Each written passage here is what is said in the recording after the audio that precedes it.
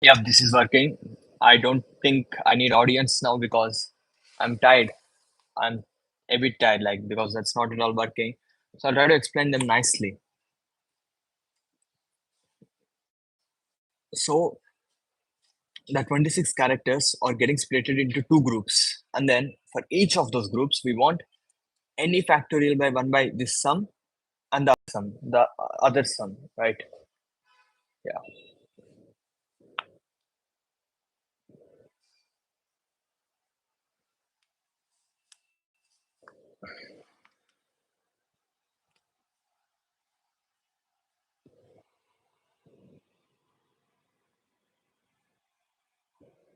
We want,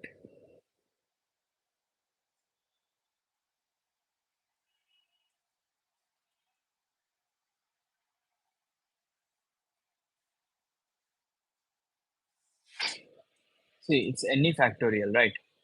And then it's by C1 factorial, C5 factorial, C7 factorial, up to so on. Like it's just the summation,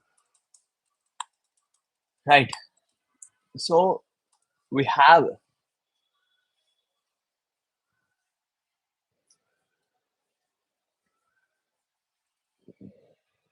so we have few C's. So let's consider this as,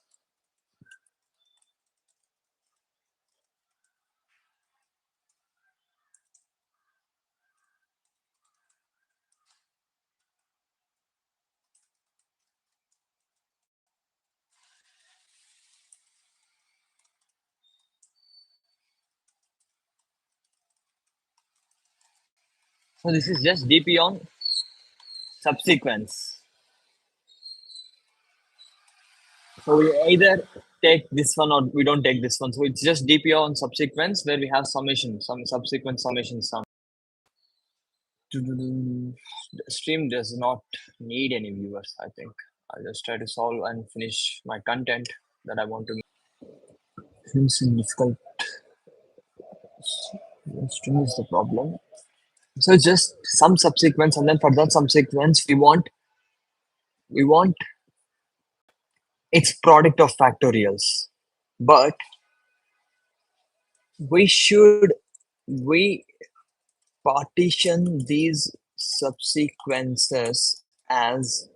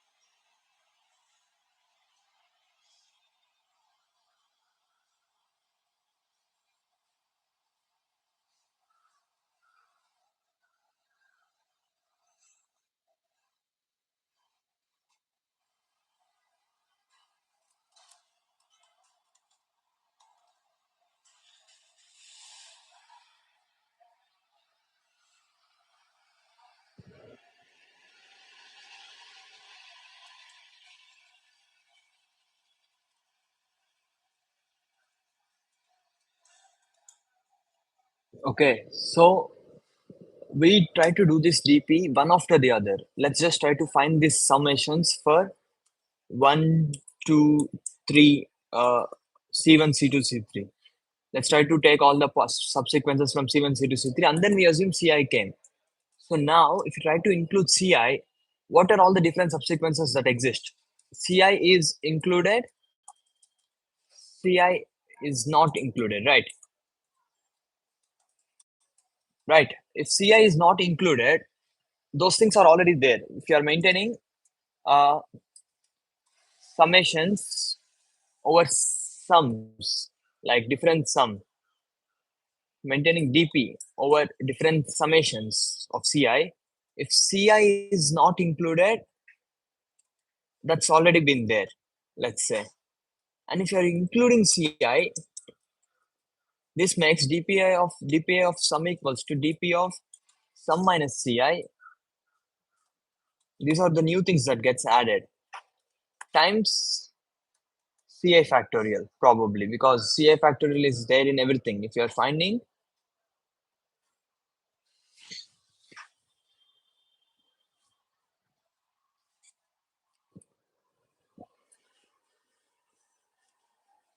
Ci factorial summations, we'll also find Ci inverse factorial summations because we just do that. Okay, so let's say previous dp was temp, dp old,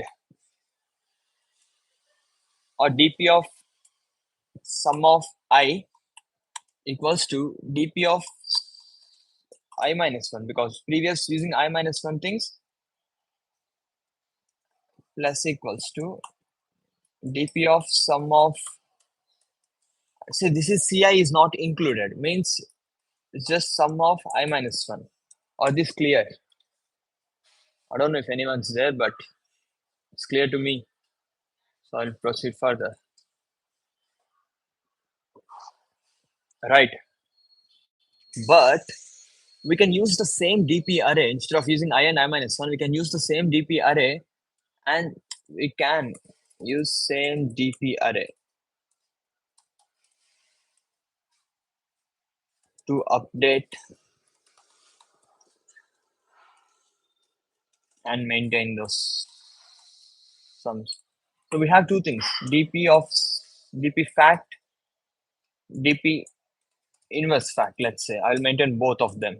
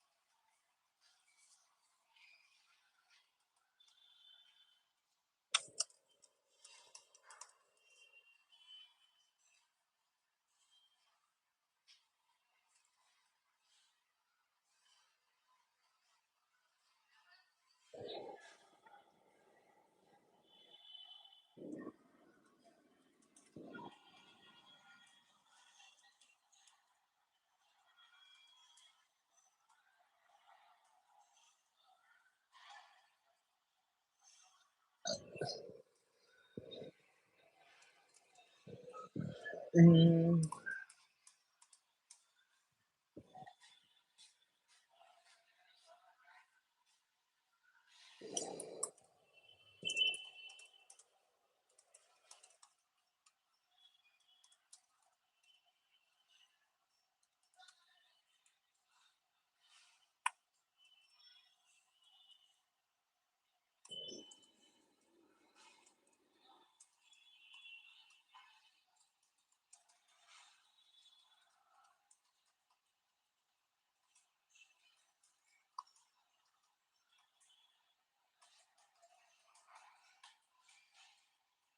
So initially, let's consider its empty subsequence. When it is empty subsequence, probably uh, it will be 1.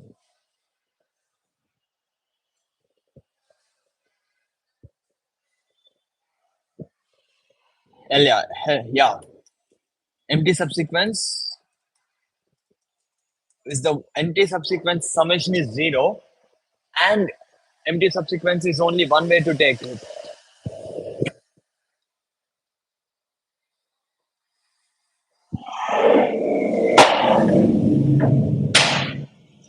Now we are having all of these things. So if we come from that side, if we come from if we come from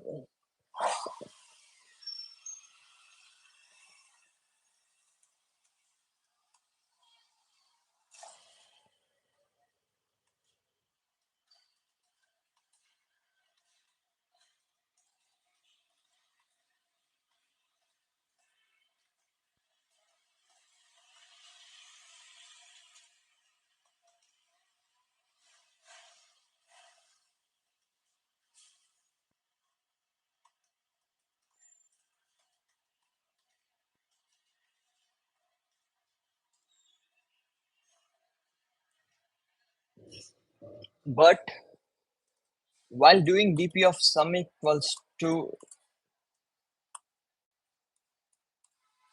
dp of sum, like the old one that's already there, and if you're adding these things, we should not access this before updating it, which means we have to come from that side of summation. You can slow it and see we should not access it before we update it if you want to use the same array.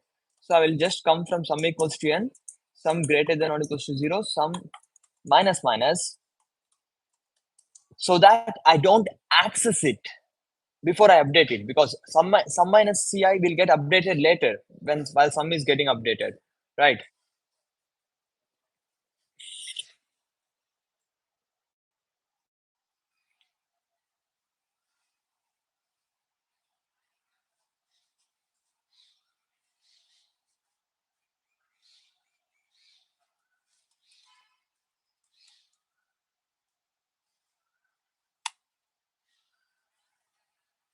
If c of I is 0, let's just continue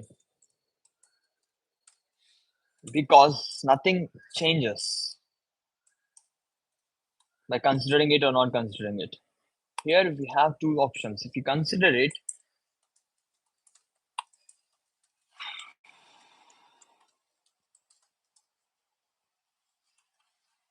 this will be added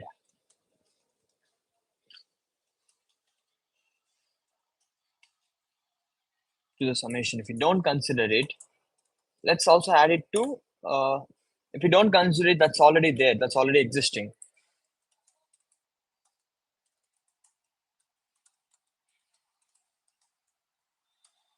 So we will have inverse factorial sum, we will have factorial summation sum, because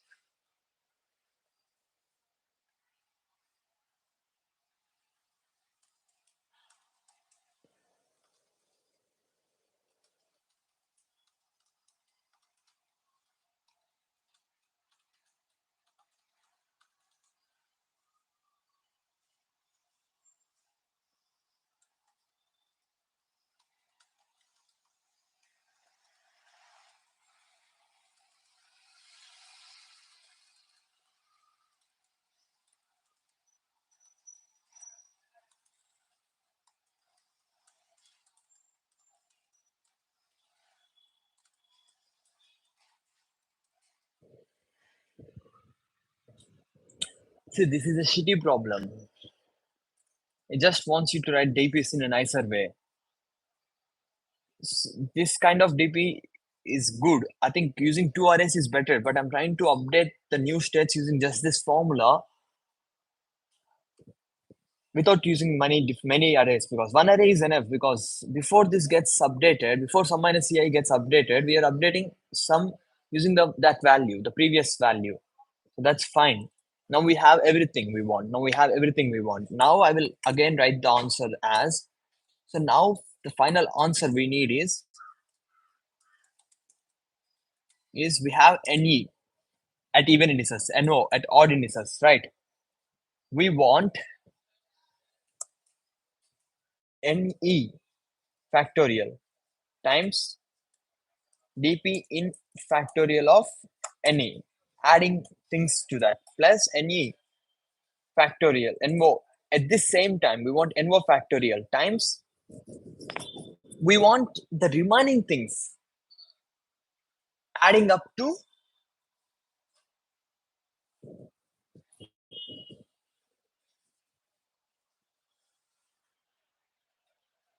we want the remaining things at each of these case.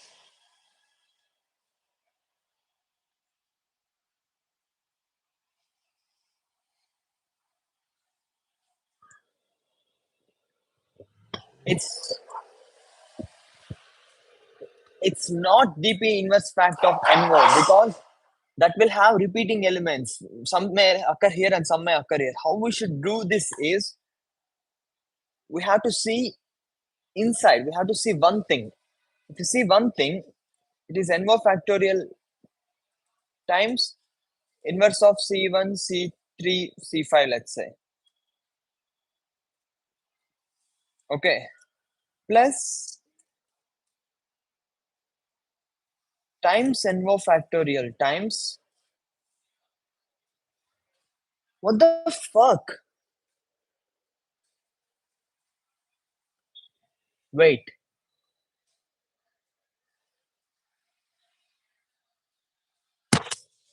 I thought it is plus, but it is not. I thought it is this plus odd, but it is multiplication, right? So it's even simpler now. It's multiplication times inverse of C2 factorial, C3 factorial, C5 factorial. Why did I thought it's like addition? I thought it's addition, so I was trying to maintain both factorial and inverse factorial and other things. Now we can just maintain factorial.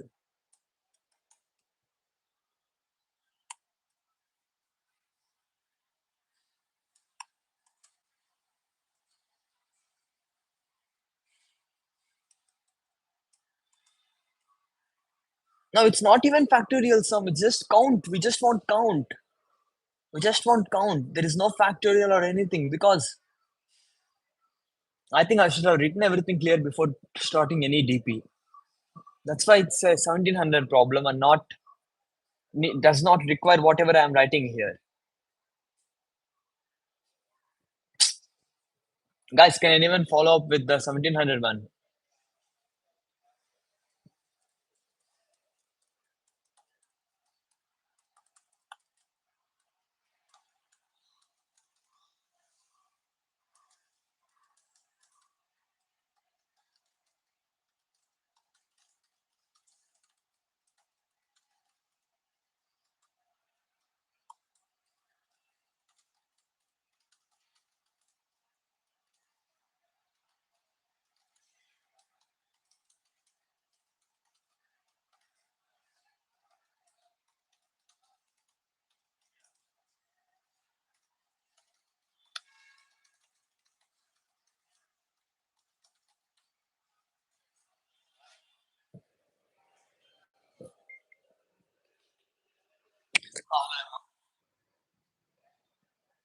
తిన్నామా bye తింటామా రాత్రికి కానీ bye So see Durgesh, I'll explain it again. I stopped here unnecessarily. I should have made things clear, right? If I make things clear, this is these are the things that will add up to NE factorial. And then what will be the other things? NO factorial into C2 factorial, C3 factorial, C4 factorial, whatever are missing here. So the summation is nothing but, the total number of ways is nothing but NE factorial, NO factorial by C1 factorial, total C factorials. Product of ci factorial. That's it. I mean, I thought I have to find this summation separately and then this summation separately, but it's not plus, it's just multiplication, right? So this is it. This is the answer. Summation of this over all ways to split ci c1 c2 up to so on to subsequences that add up to any. Do you get that? Yeah, I'm starting it. I'm starting that whole problem again. So we have few things will go to even index, few things will go to odd index, right? Is that clear? Few characters will go to even index, the remaining characters will go to odd index. And now, if you see the number of ways you can rearrange them in even index, it's nothing but any factorial by c1 factorial. I mean, whatever the uh, character has went into their factorials, right? And if you look at odd factorials, it's again NO factorial by the factorials went into odd things, right?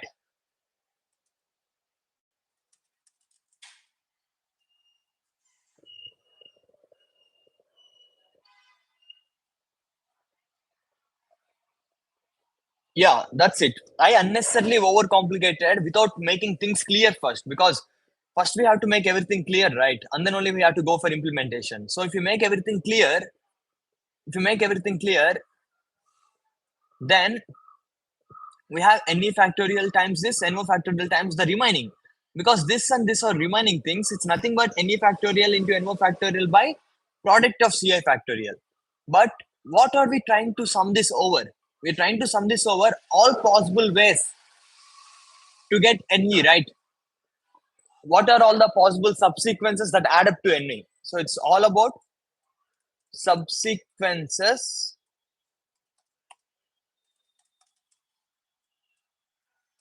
number of. I thought we have to find the summations of like factorial products and all, but it's not needed.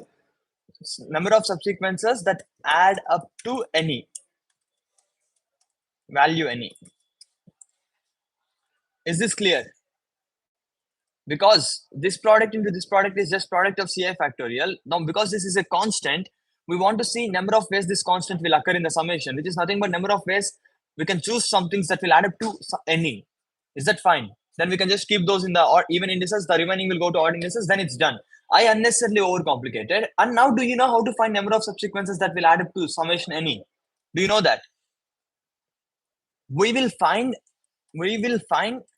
number of subsequences that add up to all values, all different values. So dp of NE will give us that answer. Okay.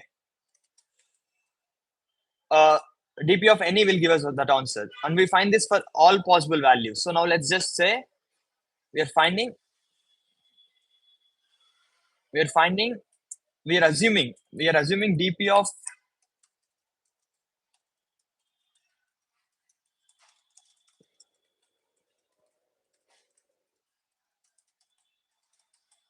initially, let's say there are and we try to do this considering only c1 and then considering c1 and c2 and then considering c1 c2 c3 and then considering c1 c2 c3 c4. We try to find this thing. Let's say everything that exists are just first four things. Then we try to find this dp array, which is nothing but all subsequences going into different summations. You get that? Do you get that? Just say yes.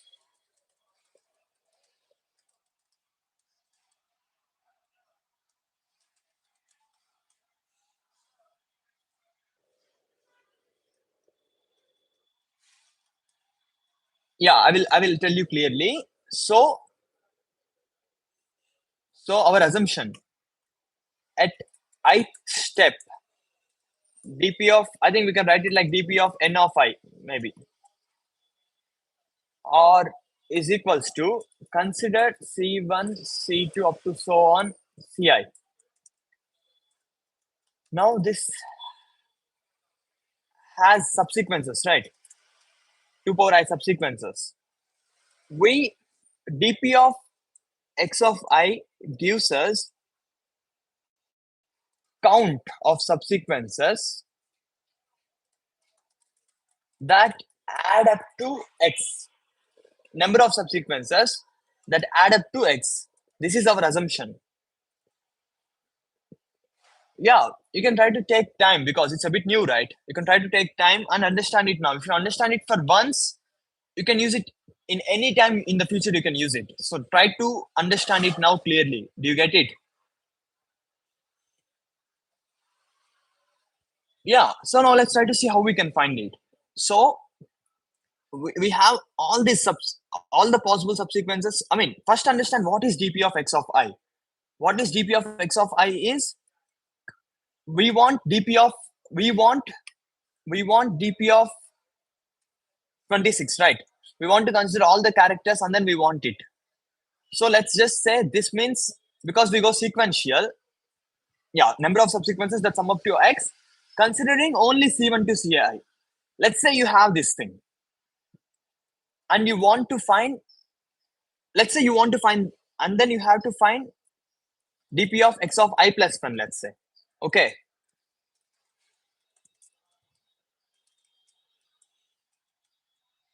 Comma Ci plus 1. Now we have, let's, all dp's assumption is dp is all about, uh, see, now here I'm explaining dp. I will explain it, I will explain dp as good as possible. Like, so I'll write it here, maybe. Mm, mm, mm.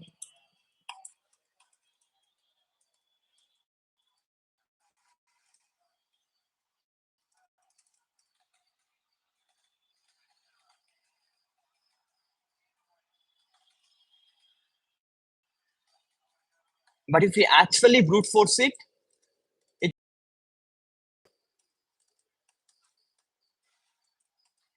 so we group them nicely and then we brute force it.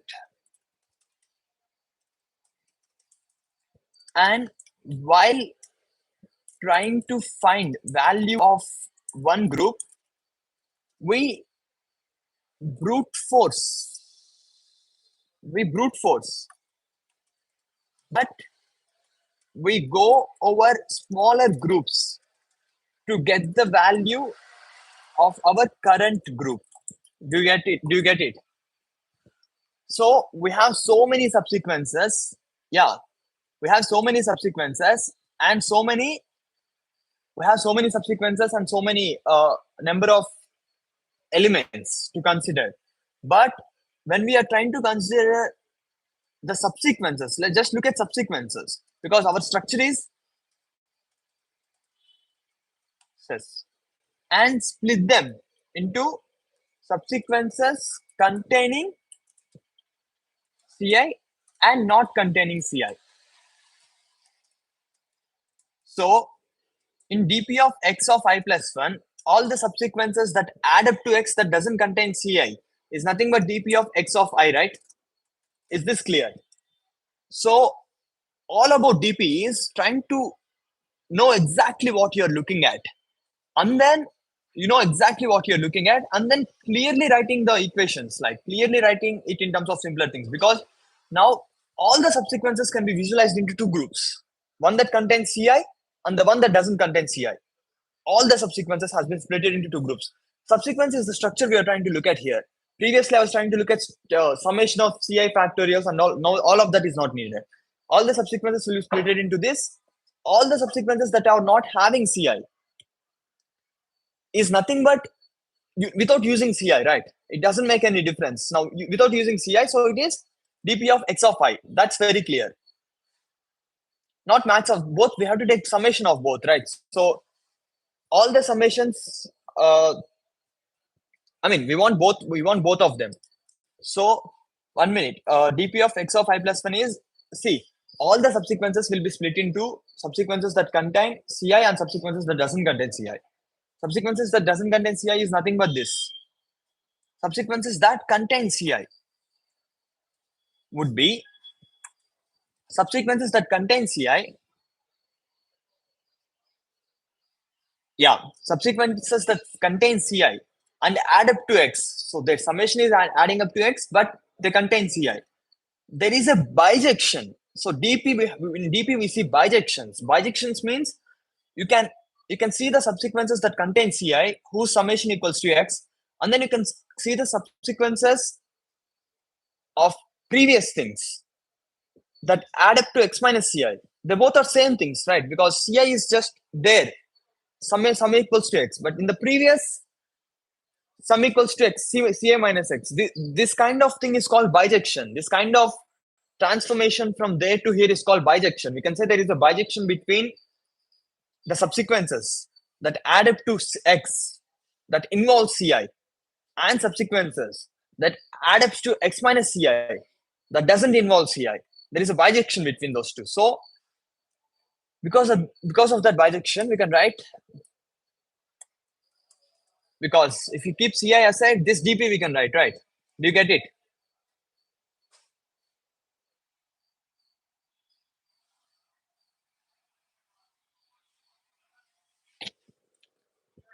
I think this is the dp. If x greater than or equals to 0, Ci, right? So what I am trying to do is, because let's assume uh, int temp has previous dp.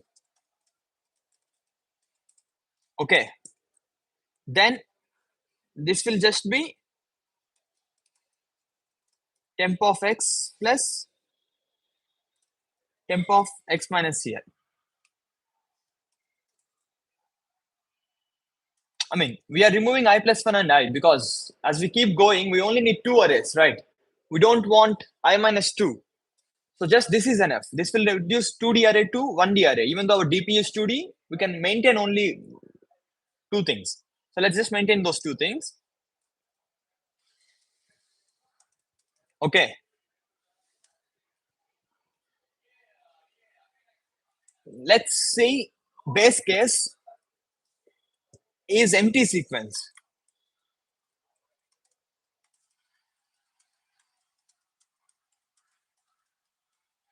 If you are seeing empty sequence, dp of 0 will be 1 because there is one empty sequence and you cannot make any other sum. Yeah, to reduce space complexity, you have to write cleaner code. I mean, if you can do that, why use I plus 1, I plus 2 and everything? I don't know about I plus. It's okay. Maybe it's optimizing space complexity, but just why to write this I plus 1 and I when you can directly use one thing? It's, I mean, common sense right now, right? Why when we are not using I minus 2, when we are not using I minus 2, why to write? Why to maintain?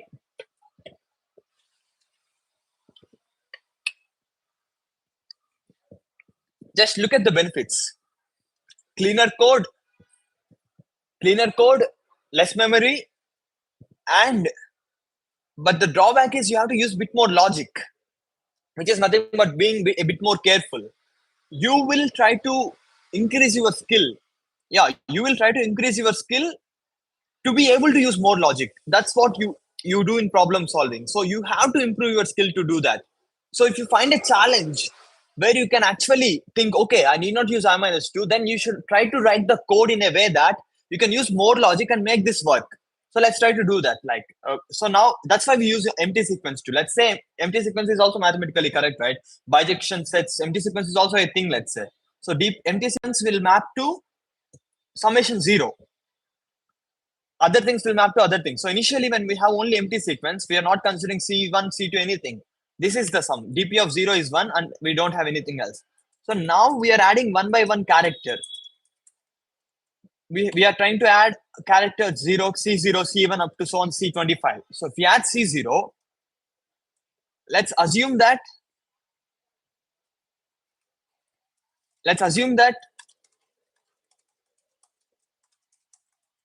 temp will have previous DP. Okay. So temp has previous DP. Now we are updating DP.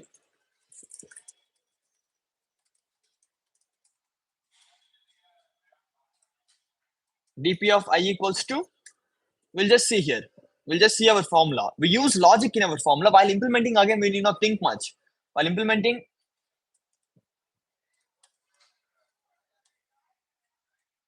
dp of x equals to dp of x minus, sorry, temp of x.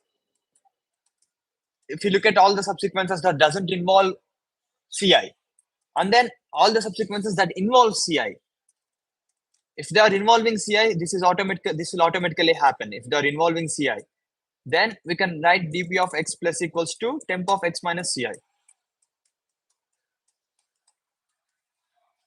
dp of x remainder equals to m, let's say, whatever the mod we are trying to take. And this will have number of subsequences. Actually, we need not take mod because 2 power 2 power 26 is not that big. 2 power 26 is quite big, sorry. Now 2 power 26 is not that big. 2 power 60 is big. So we need not take mod 2, but yeah, fine.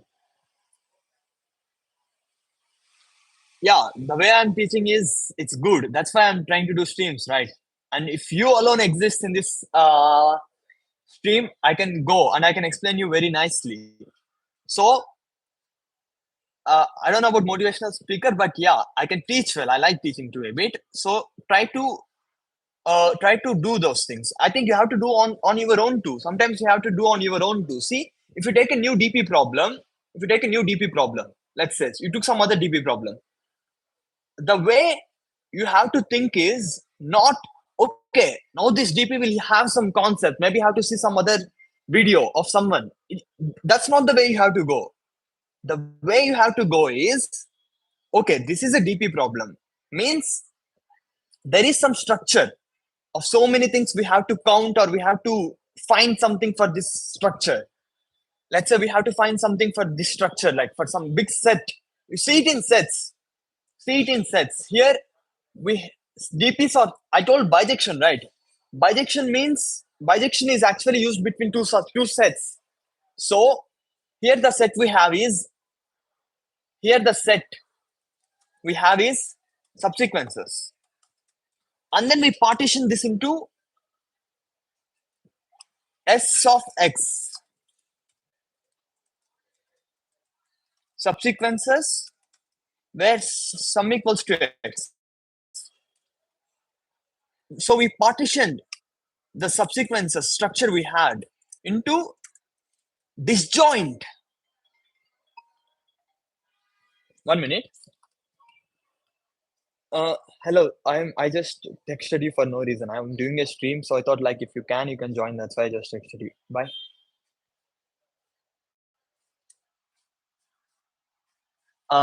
Yeah, we splitted this into disjoint. It's important to split them into disjoint things in DP because you cannot have common things in between two things and then count something twice, right?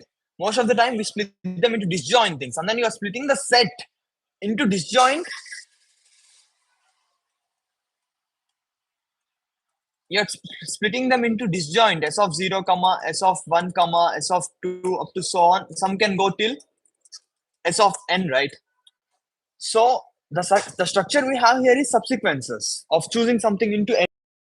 We choose some subsequence into odd indices, right? So the structure we have is subsequence, and DP should be viewed in sets. The thing is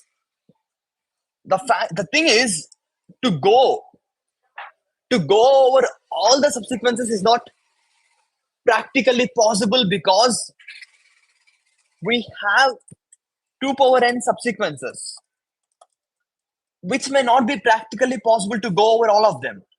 But if you group them like this,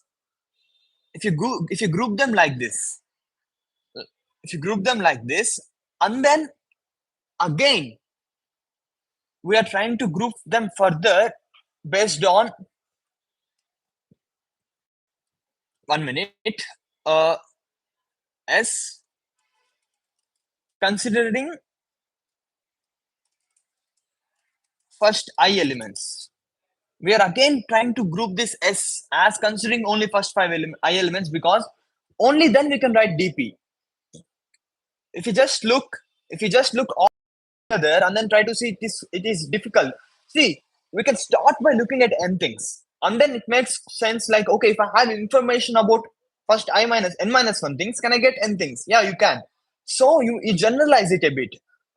How to start is what you want. What you want is some things getting added into what you want is any. Things getting added into any is what you want. From there, you try to make states. And then, if something is not adding up, you make more states. And when you have good enough states, and if you define good enough sets properly, if you make the grouping well, you can find what you want using smaller groups. Then the problem is done. Then you know, okay, this DP will work now. If you're not able to form that grouping, that means, okay, it's not working. Structure is too complex, or DP will not work here. So it's not, it's about uh, you trying to form those groups, most likely. It starts with what you want, and then trying to see it a bit more general. See, and then if you see from bijection, the bijections I'm trying to tell you before, uh, let's say, let me represent this as underscore I, okay? The bijection I was trying to, all of this also has underscore I now. So the set of underscore I plus 1 of x, there is a bijection that contains Ci. This set has bijection with this set of I of x minus Ci. Do you get that? There is a bijection between those two. You don't just write the DP equation, but you also see that bijection, that you can map every subsequence in this set that contains Ci to this set where you have subsequences that doesn't contain Ci, because Ci plus 1, sorry.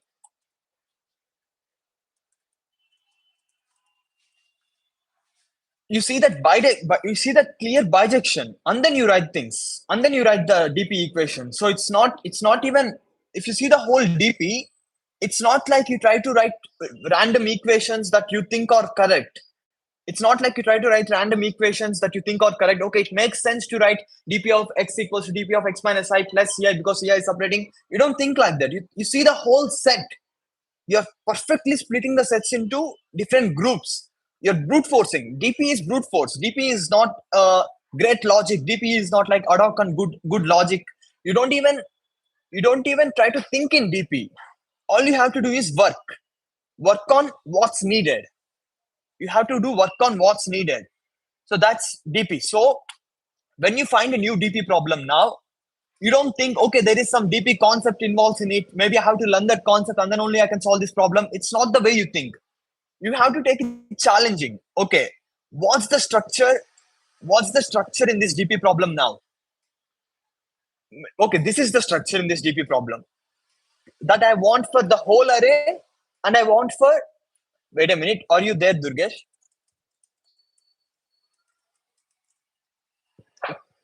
So that I can continue.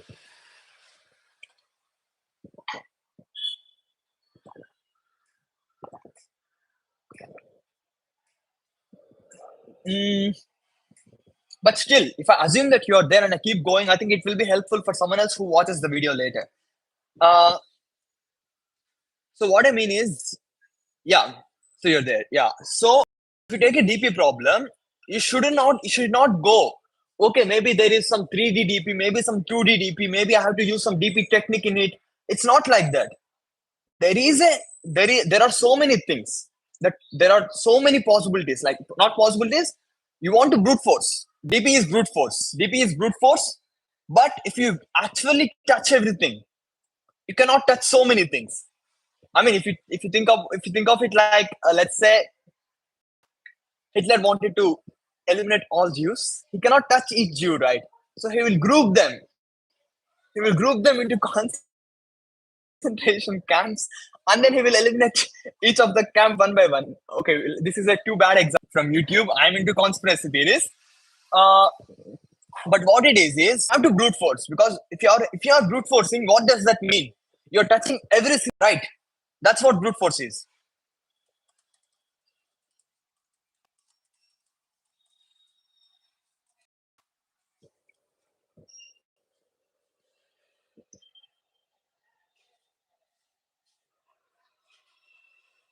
See, DP is you brute force. Brute force means you touch every single possibility, but you cannot actually touch every single possibility, so you group them. Ah, okay. Because so I'm explaining.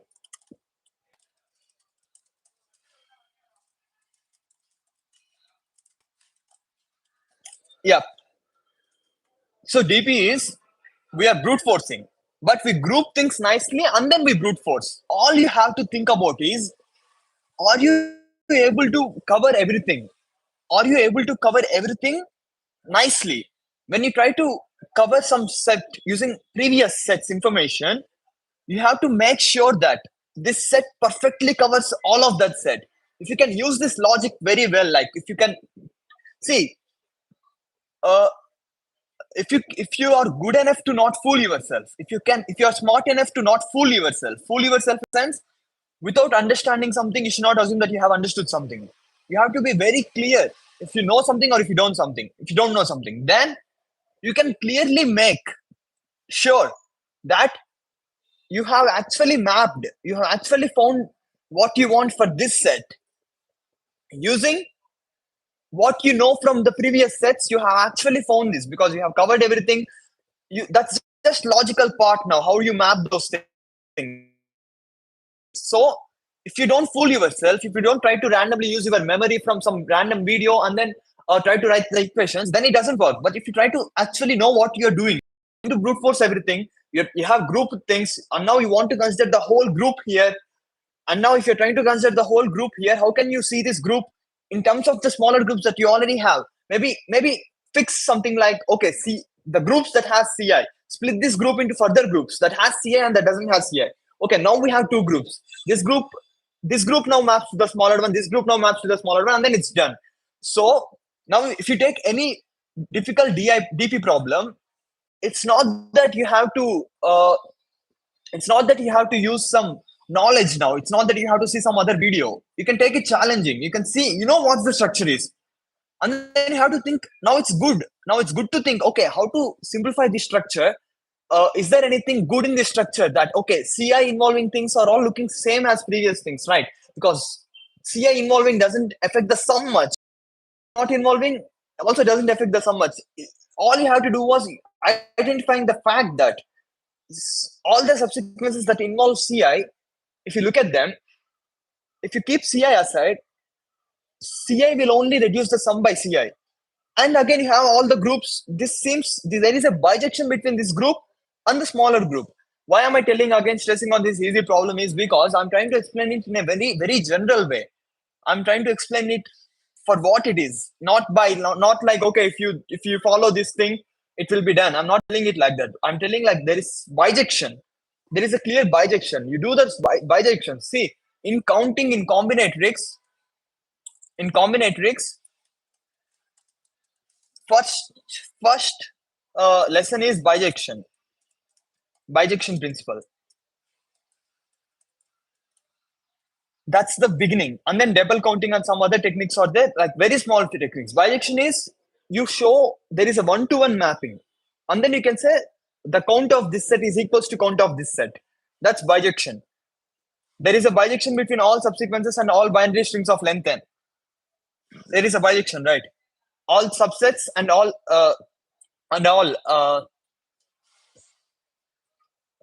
that's bijection. So even in DP, we use bijection. Have you ever heard DP and bijection together before? You might have seen videos, right? Have you heard DP and bijection before together?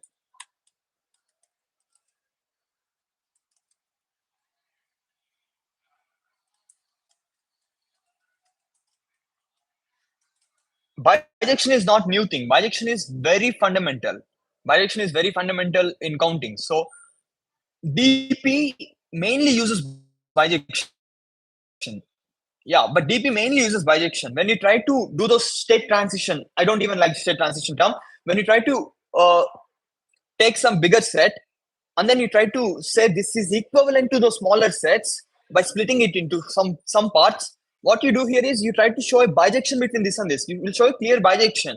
Here the bijection is obvious. At some places bijection may not be obvious. Those are difficult math problems. I don't think CP problems are that difficult, but maybe they can be difficult at higher levels. So now let's say, now if you understand this is what DP is, do you think there can be more and more conceptual things that you have to learn and then you have to use them?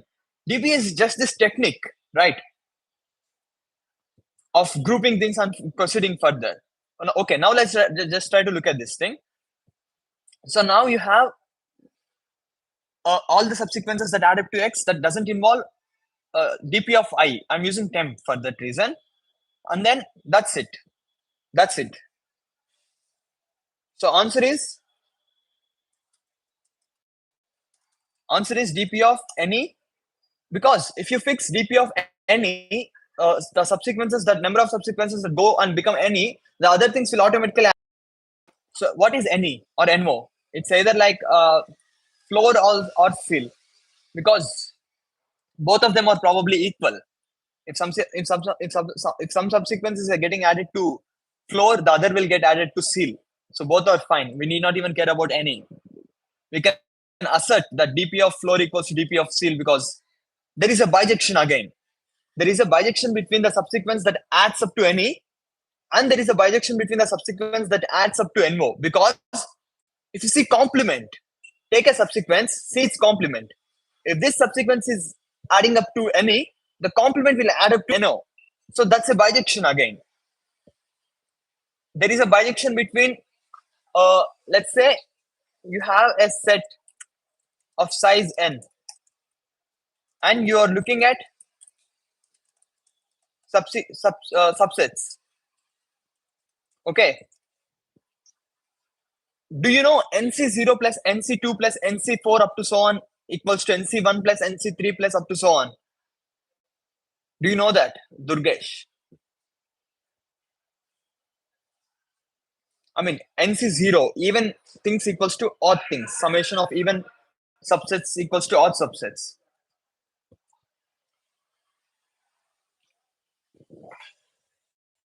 I mean, for now, let's assume n is odd. If you assume n is odd, this can be proven instantly by every even subset can be mapped to an odd subset by complement. If n is odd, every even subset. NC0 just represents number of even length subsets, right, of R length. NC2 represents number of two length subsets. NC4 represents number of four length subsets, right? Every even length subset can be mapped to its odd length complement. Yeah, so you're mapping the subset to a particular subset there. So every subset you're trying to map it to a subset there. Perfectly, the subset will get mapped. So it's done. That's why for n equals to odd, summation of even things or odd things are equal. So bijection proves that thing very easily, right?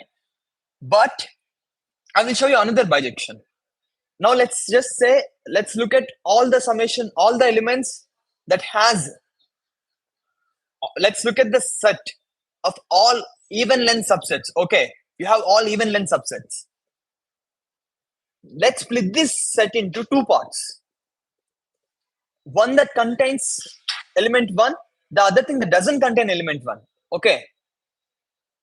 Now you are splitting these two things into two parts. You have all even length subsets. All even length subsets. Even length subsets may have 2, 3, 1, 2, 4, 4, 5, like that. Do you get it? You are splitting it into two parts. The above even length subsets that contain 1. The below even length subsets that do not contain 1. Okay. Now n is not odd. N can be even or odd, whatever. Now we have these two groups. If you remove one from these things, they will map to something in the odd length set. If you add one to this, they will again map to the remaining things in the odd length set. So this is the bijection between even length subsets and odd length subsets. Do you get it? You can try to think about it slowly too.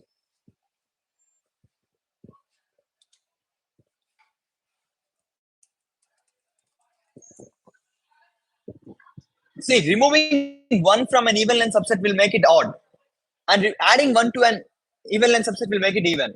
So, in this way, we can prove that NC0 plus NC2 up to so on is equals to NC1 plus NC3 up to so on, and this is bijections. Do you see such a complex thing? How will you prove it? Maybe do you write down binomial expansion and then keep plus one and minus one, and then you add them and then you divide by two? Is that the way you? Uh, I mean, you keep minus one in the binomial expansion, so it becomes 0 equals to NC0 minus NC1 plus NC2 minus. Is that the way, or this beautiful way where you just show a bijection between all the odd length subsets and all the even length subsets? Don't you think this is a bit beautiful and better? So, finding bijections will be nice.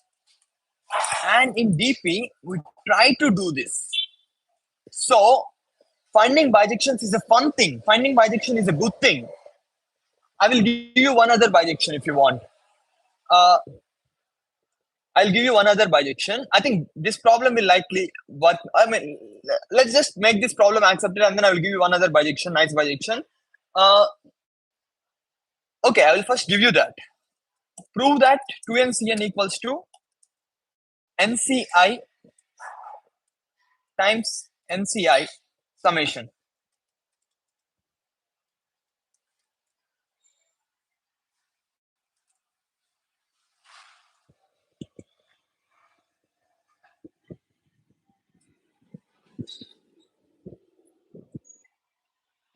See, NCI is nothing but number of I-length subsets from a set of n elements. That's how we have to view NCI as. You don't view NCI as n factorial by c factorial into n minus I factorial. You have to view NCI as number of n element subsets. That's what I was trying to say. Even in DP, when you view this DP, you don't just see it like a random equation. You see it like the set it is representing. Do you get it? And in DP, we use bijections all the time. If you write a state transition equation, which is actually correct, I don't know what the fuck is state transition. It's not even easy to pronounce. Keep the state transition aside. In DP, we have sets, and you make a bijection between this set and that set. If you make the correct bijection, then you're good.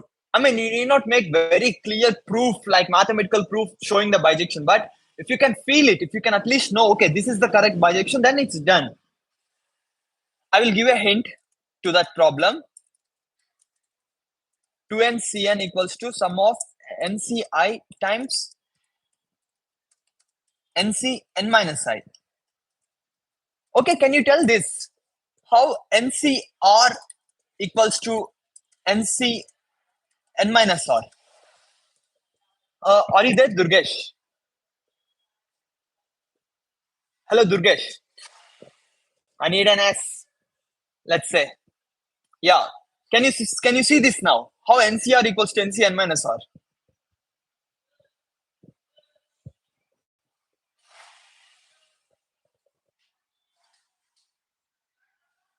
What the fuck is a formula? NCR is number of R element subsets, and NCN minus R is number of n minus R length subsets. So just think and show me a bijection.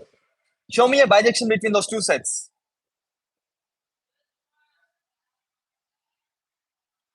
Show me a bijection R length subsets to set of all n minus R length subsets. Think a bit and show that bijection. It will feel good. So DP has even simpler bijections. DP will have as bijections as, okay, keep C1 aside. It will have such simpler bijections, and we somehow make it shitty thing. We make videos on it like, okay, DP has this space optimization. Okay, space optimization is a bit good thing, but if you make it like 2D DP, 3D DP, that doesn't make sense. You get the bijection.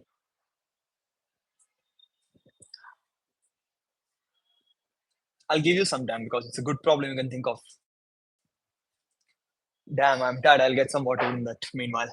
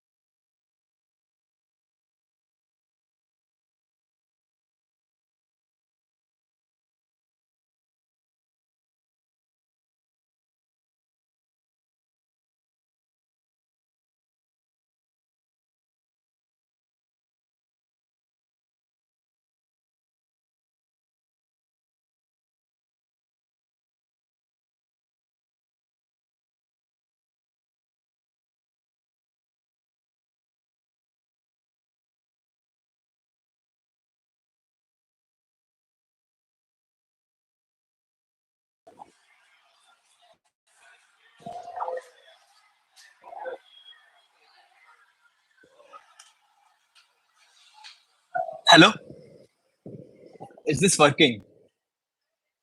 It's working, right? That's nice. So, is that what I was trying to say is if you practically look at them, if you practically imagine all R-len subsets here and all n minus R-len subsets here, then you can map them one to one. Like each of the subset will get mapped to some subset here. Like each element will get mapped to one element so that you can say number of elements in this set is now equal to number of elements in this set. This is bijection principle, like where you do this bijection principle. So if I ask you now, how is NCR not R is mapped to n minus R, some R-len subset is mapped to its complement in this n minus R subsets. In this n minus R set, let's say this is R set, which is NCR, and this is n minus R set, which is n minus NC n minus R, number of elements. If you see, if you take one subset, you can map that subset to its complement, right? You can map that particular subset to its complement. Do you get it? Hello, I get what you mean by complement, but why don't you say R is mapped to its complement of n minus R? No, every R-len subset of this set is mapped to. Do you get it? Okay, 1 minute.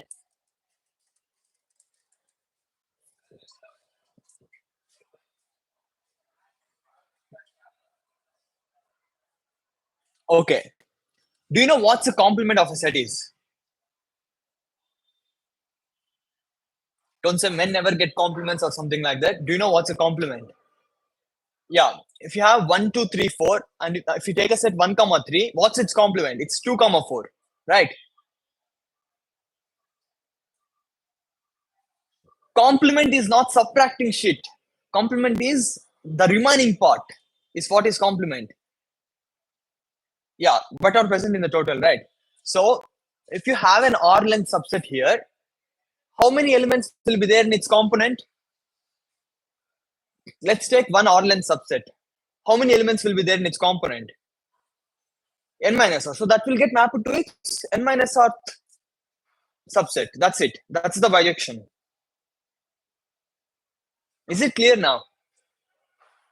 How? So if you can see that bijection, now you have a set here, all subsets.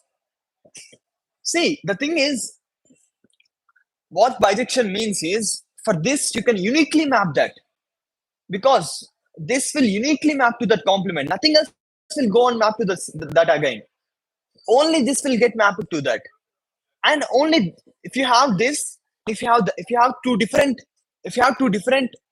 R-len subsets, their complements will be different because their complements cannot be same if these subsets are different. And if those subsets, if those subsets are different, again this cannot be same. That's why it's a one-to-one function. Because now it's a one-to-one function, there is a bijection, which is nothing but seeing its complement. How exactly this is a bijection, we have to see clearly. If there is a chance that these two subsets will get mapped to the same subset, then it's not a bijection. If it's not a bijection, if it's a bijection only, then we can say these things. So now, is it clear how NCR equals to NC n minus R?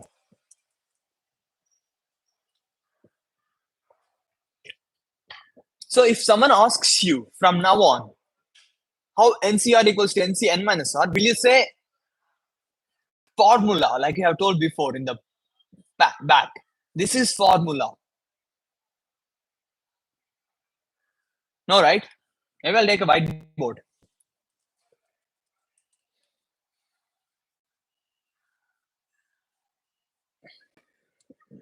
That's a nicer thing, but you can also say bijection. There is a bijection between. I mean, see, NCR means number of R-len subsets. There is no other definition of NCR. Let's just Google.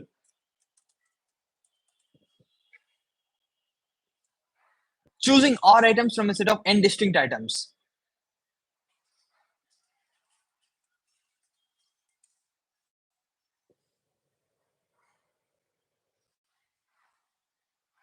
But R-len subsets, which is nothing but n distinct elements represents an n-length subset, and R-length subsets are what R element subsets. So dp. And now if you now compare,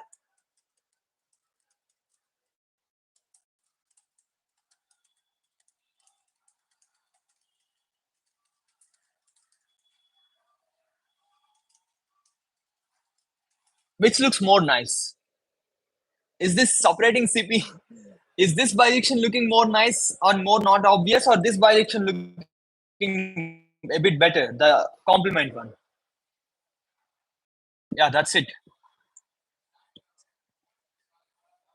So let's try to finish this one. So this will be, I'm telling there is a bijection between dp of seal and floor 2, because if you make seal, floor is automatically made. I mean, what I'm just telling here is you need not worry about NE or NO2, because NE is seal. Seal and floor. One of them will be seal and the other will be floor. That's what I was trying to say. So let's just try to code this.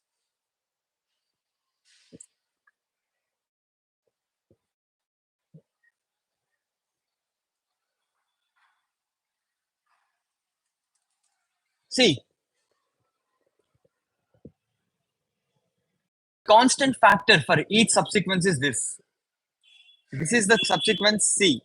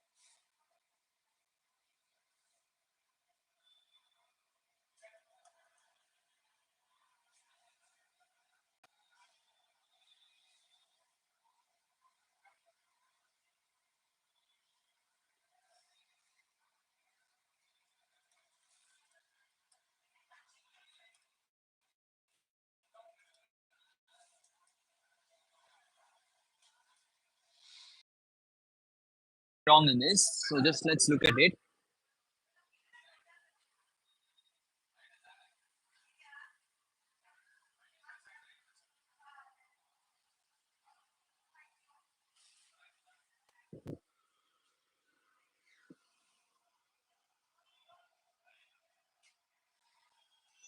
See, because we have empty subsequence, uh, the set which involves only this thing is also covered, because when you remove that, empty subsequence will make up for it.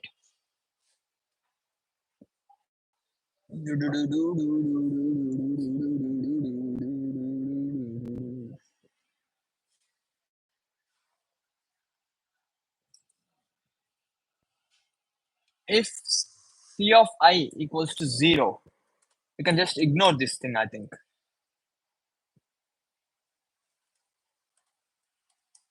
Because taking it or not taking it now, they are not now two, they are not now, they are not two different things. They are just the same things.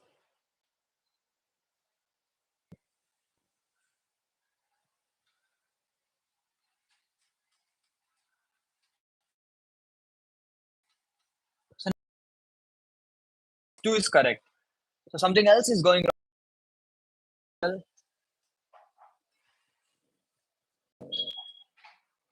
times inverse factorial of C of I.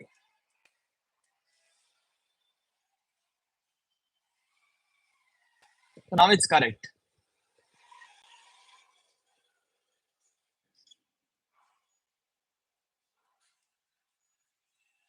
And DP problems will definitely get accepted. If you make it most likely correct on first try, it will just get accepted because there cannot be anything wrong, right? So DP are shit problems. They just they just need some work and zero knowledge. All CP problems need zero knowledge.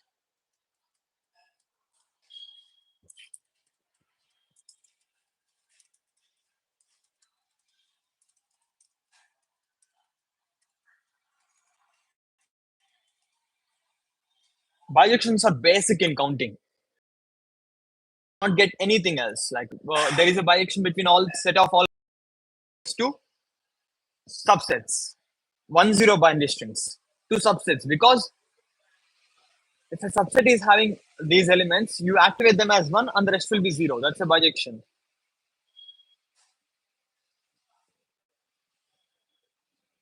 So this is done. Accepted.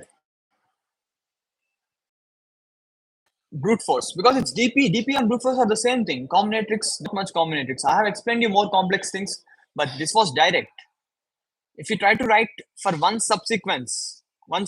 you try to write for one subsequence, then you can write this into this for some one subsequence.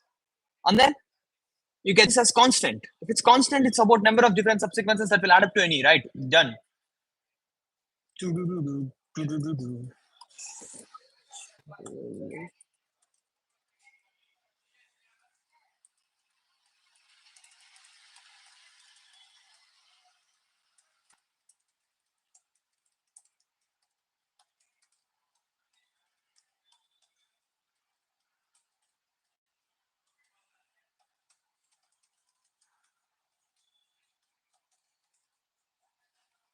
It's all about same technique, same skill. See, when you try a DP problem, you may take time, but the reason why you quit should not be okay. Maybe there is some knowledge somewhere else. I have to get it. No, it's not like that. You have to take. It's not out of your thinking, right? How can someone else do, and then how can you not do? Because if you try to see the problem for what it is, and then if you try to work on it, it should be done, right? Let's try to see the next problem in our big stream, which is 1800. What should I take? Mirror mesh seems fine, but seems good, but it is some big contest. I think this is also from the same. Okay, this is some other contest. I don't like GCDs. I like GCDs, but I don't like because I haven't solved in my previous streams. I'm just thinking it like that. Okay, let's just try to solve this one. Fine. Uh,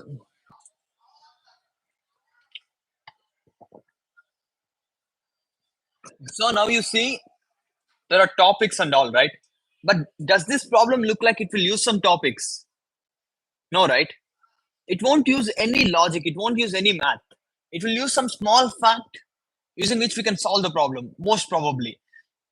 Given three integers L, R, and G, find two integers A and B such that their greatest common divisor equals G. So we have to find two integers within this range of L and R such that the GCD is G and the distance between them is maximized. If there are multiple such pairs, okay, so now the answer is unique. So if no such pairs exist, we have to put output -1. So my first question, is there something in this to initially work on? Is there something in this to initially work on? There definitely is. You can work on when it is impossible and when it is not impossible. Even if you're scared of 1800 problems, even if you cannot solve any 1800 problem, even if you take hours to solve 1400 problems, is there some work to solve the whole problem? But can I get the conditions for that? You can obviously do, right? Even if you don't understand a thing. Uh, Wait a minute. Yeah, you can do that at least, right? when it is minus one, and that's what anyone should do too. Like when it is minus one and when it is not minus one. So L less than or equals to A comma B less than or equals to R.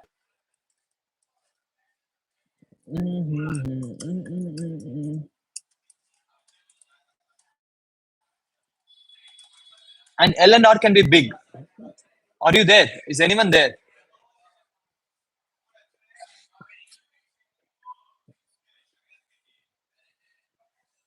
I think you cannot type. Maybe you're on phone or something like that. The fact that L and R are big means the solution is nice, because if they are not big, we cannot. I mean, if they are not big, maybe there are other possibilities of some root n complexity and other complexities and all. But now, fuck, zero viewers. Hello. But still, I don't care. I'll just go. I'll just solve.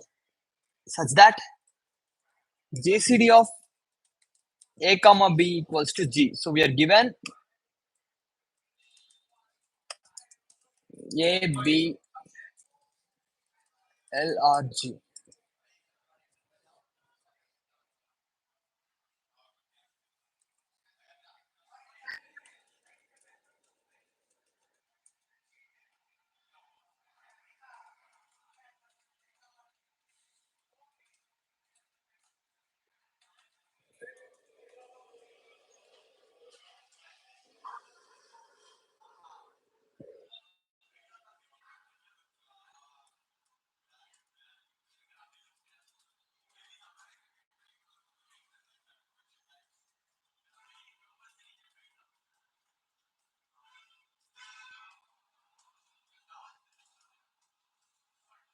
This is being too simple.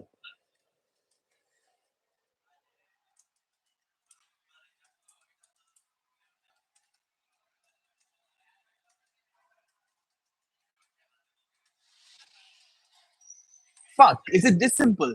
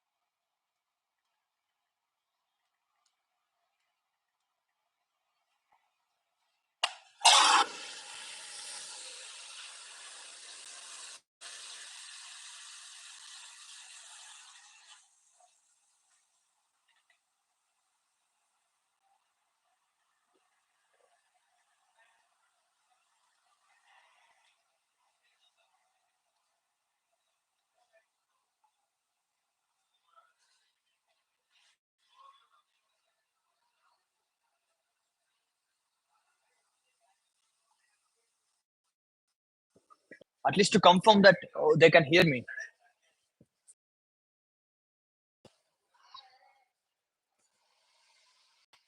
Because again, I have to go back. Otherwise, I'll repeat right now. I'm having views and views. Free views. My channel. Only 12 views. Fuck.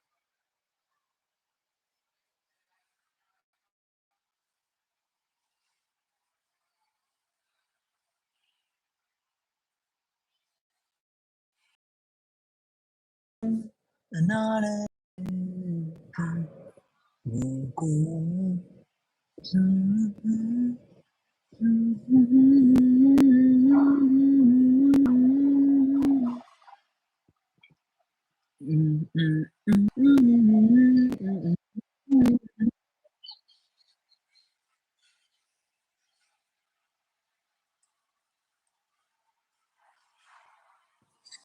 as no one is there, I'll still proceed.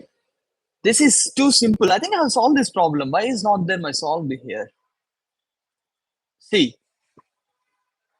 the fact that what are necessary conditions?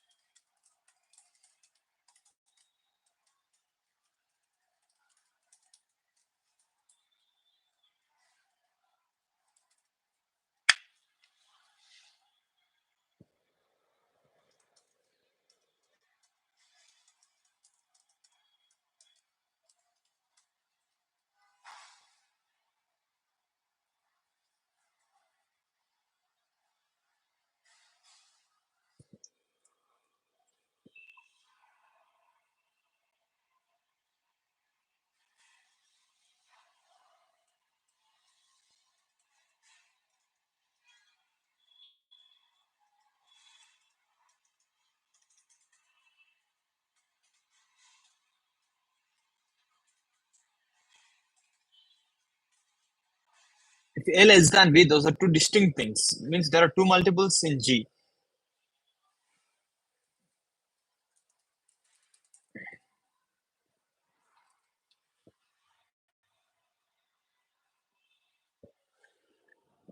I think he probably went to solve that problem. But this is an even nicer problem, an even simpler problem.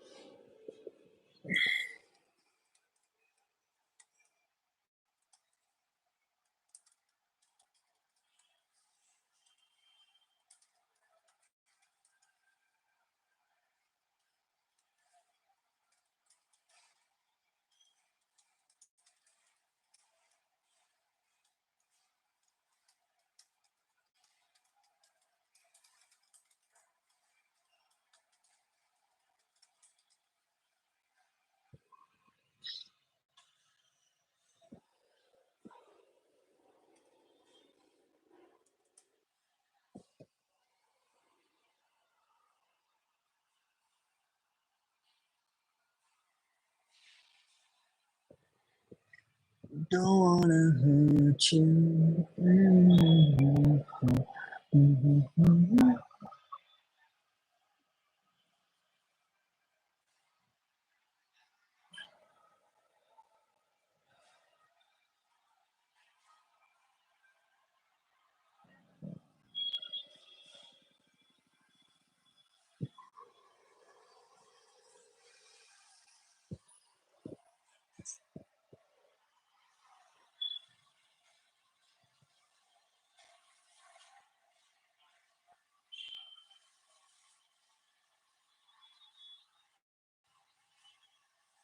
Mhm, mhm, mhm.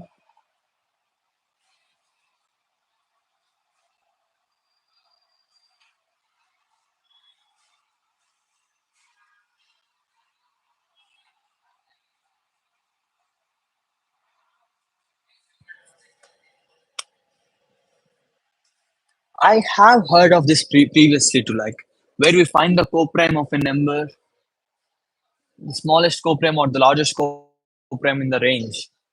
So now, how to get the coprime of this number? See, we know for k, it's phi of k, like it's the numbers that are coprime to it. Maybe the first prime that's coprime to k.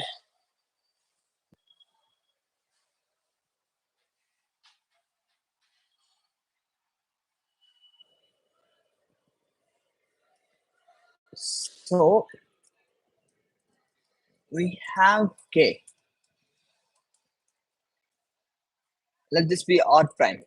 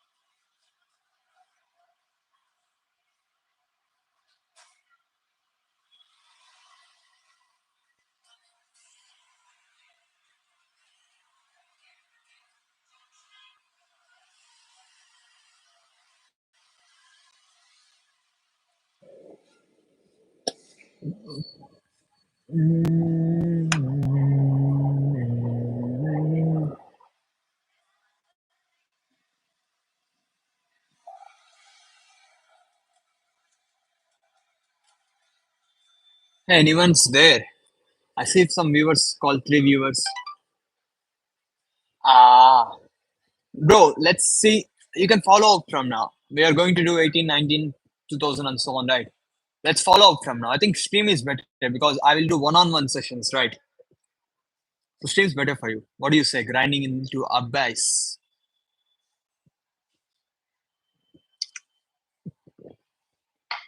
I will repeat this 1800 and then we'll go for the remaining ones. You left already. It's fine. Smallest prime that's not divisible by k.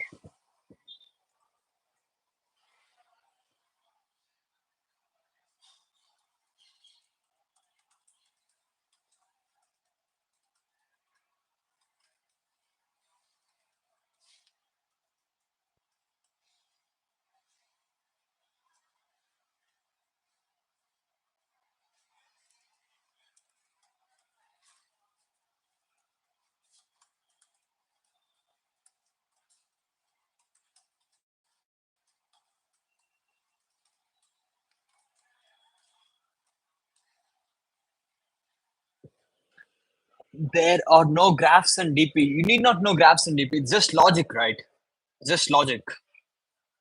So there are no graphs in DP. So I'm telling this problem turned out to be an easier one. It says we have a range from L to R. Not an easier one, but a nicer one. We have a range from L to R. Okay. And they're asking if there are two numbers A and B such that their GCD equals to G. We have three numbers L or G. Are you guys listening?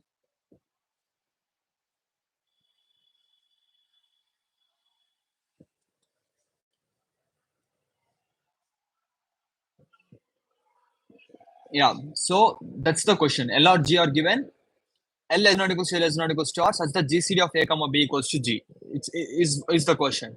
So I'm telling let's just keep A equals to B separately and now let's just try when does it not exist? Because when it not exists, we have to keep minus one outside. And I'm repeating what I have told already. Even if you can solve the whole problem, you can try. Okay, when is it not possible and when is it possible? You can try to think about that, right? You can try to think of uh, solving at least knowing when it is possible and when it is not possible logically. You can try to prove that at least, right? Problems are not like only if you get AC they are done or else it's zero. It's like working on the problem. So I'm telling, I just found this thing. If you look at G multiples, because both A and B are G multiples, right? If we know that I and I plus 1 are co-primes, adjacent numbers are co-primes because if they are not co-prime, if something divides both of them, that thing must divide its subtraction too. Then it divides 1. So it must be 1. So GCD should be 1 because if I and I plus 1, if they are not co-prime, do you guys get why I and I plus 1 are co-prime? We just subtract them. Then the common divisor should divide that 1 too. If it is dividing 1, it's 1. So that's just the simple logic between why I and I plus 1 are co-prime.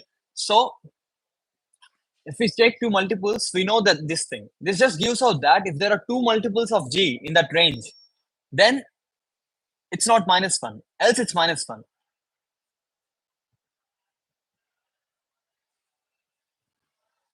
Not even coprime plus a multiple of G. I don't get what's coprime plus multiple of G. See, both of them are multiples of G. And if it is G into K and G into K plus 1, G will come out and the K and K plus 1 will be coprime. So if there are two multiples of G, we can find two adjacent multiples of G, their GCD will be G. Otherwise, it's impossible. That's it. So if you see here, necessary conditions. If you look for necessary conditions are that there are two multiples of G in that, which are A and B at least. And if there are two multiples of G, then we can take adjacent multiples to get GCD equals to G. So we solved when it is minus 1 and when it's not minus 1. Now the question says you have to find, first you have to minimize A. Oh, okay, I was solving a different problem. Now the problem is different. Now the problem is different. First we have to first we have to maximize.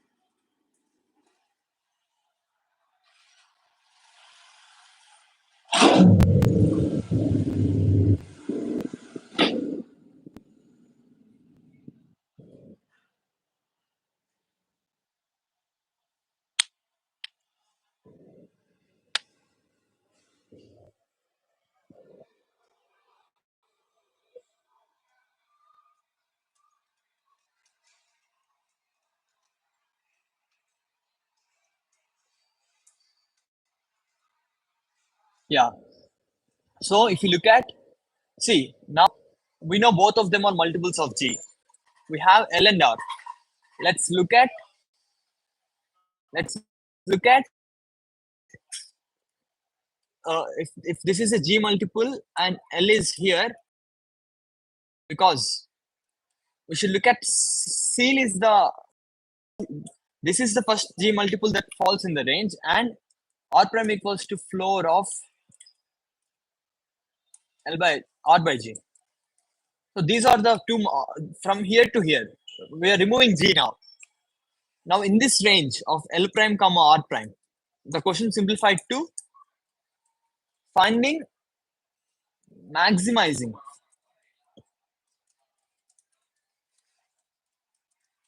A minus B in this range such that they are co-prime. We have to maximize them so that they are co-prime. Yeah, if you take smallest and largest, they may not be co-prime, right?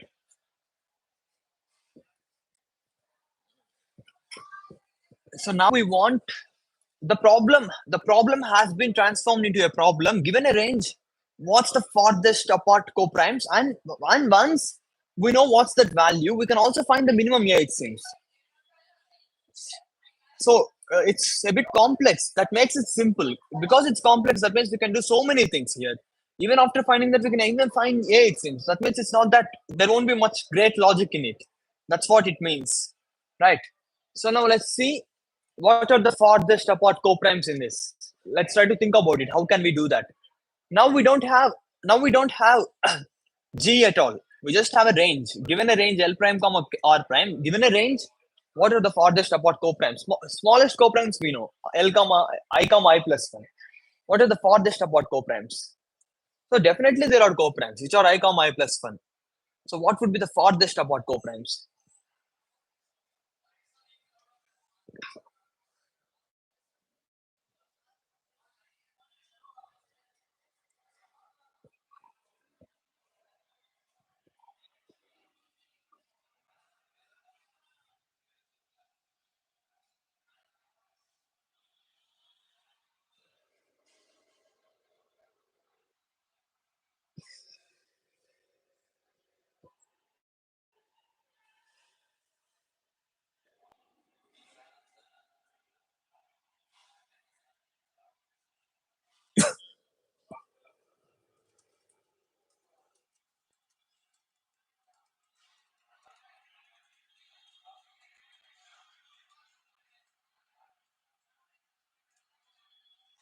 Should we fix something?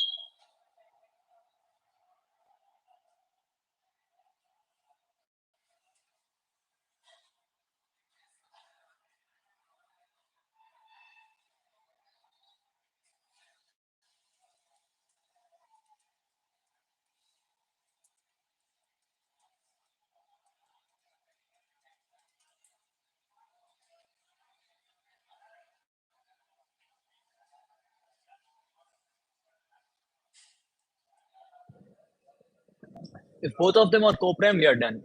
If they both are not co-prime, let's say,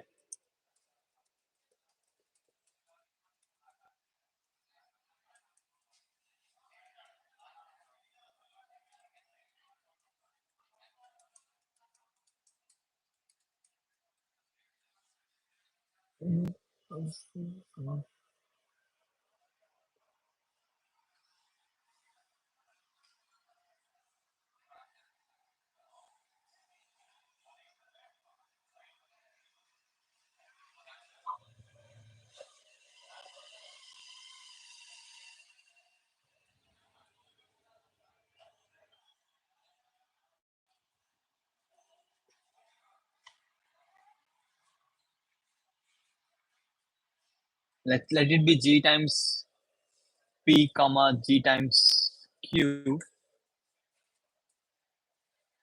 We can have one thing which is g p comma g minus 1 times p, but this g minus 1 may not be co-prime with this p, so it's not that correct. So I don't think this can be solved that easily. How do you find two co-primes that are far apart?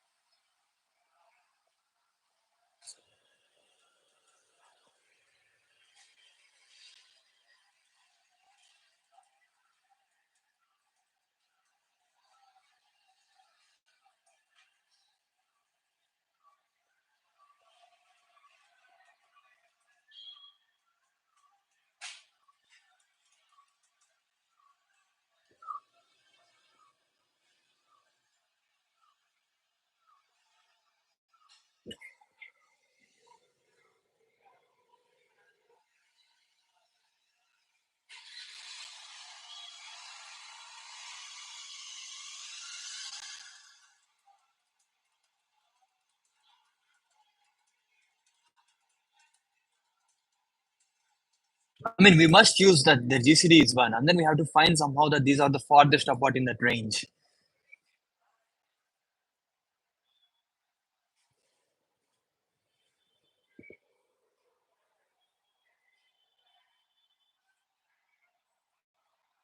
Mm,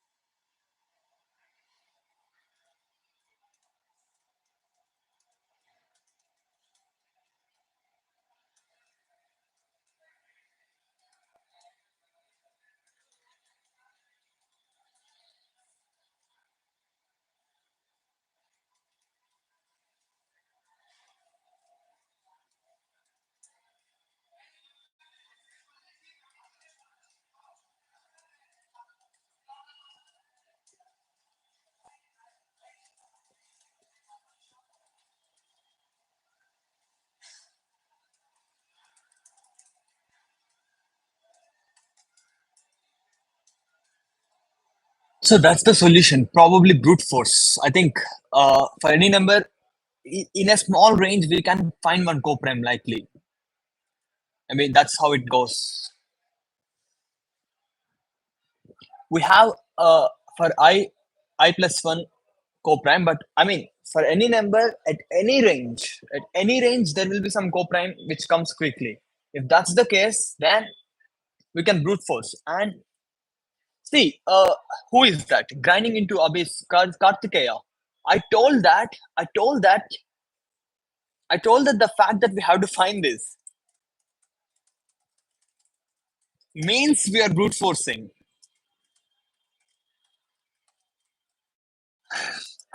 Otherwise, how can we get two logics? How can we get two logics that, oh, okay, some great logic for maximizing and then some other great logic for minimizing A? We cannot, right? Think about it. If there is a simple proof, simple solution, there is a simple solution and simple proof and simple solution, don't you think it's just brute force? Likely. It's just brute force. Yeah, we know that range, right? Brute forcing range, brute forcing range. We go over that we know optimal lies in that range. So we try to find the optimal by taking the smallest a. Maybe we can keep from coming from this a and then trying to find what's whatever the optimal on that side or something like that. But now we just have to prove that coprime numbers density. It's like coprime numbers. How dense are coprime numbers? So let's say for some I, okay, R is coprime, R minus 1 is coprime, R minus 2 is not coprime, R minus 3 is not coprime, up to so on. All of these are not coprime, let's say somehow. That means,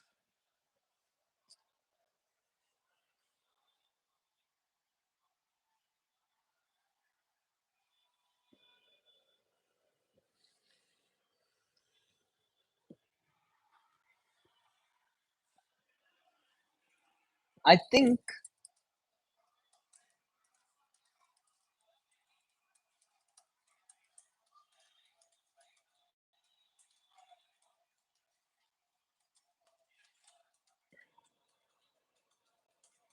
I mean, I don't has too many primes, right? Because whenever it's not coprime, if this is not coprime, this is not coprime, this is not coprime, this is not coprime, that means we have so many. We should have something that is coprime, like after some time. What would be that number?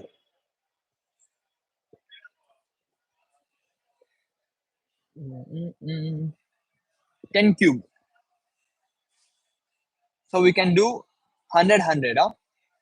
Or 10 cube, 10 cube. No, we can do, fuck. I think that's the solution. So what number should we use? Is it enough if we do 100 into 100? Like from L brute force on 100 things and from R brute force on 100 things? Maybe not. Prime logic that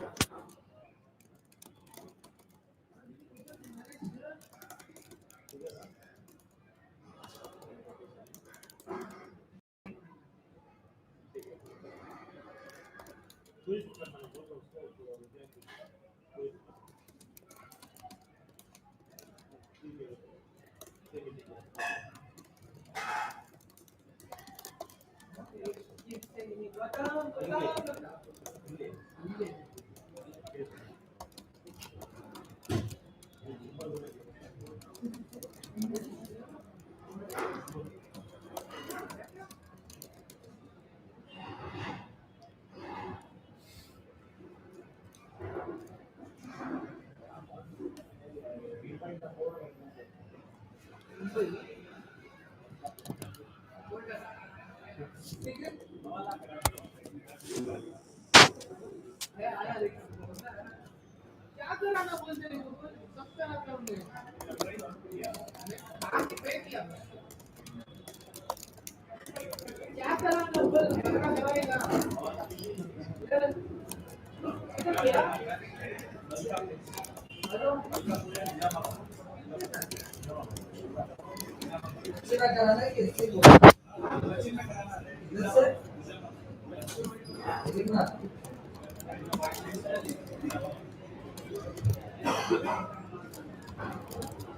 करते हैं वो पता है मेरे को, पर उधर करते हैं कि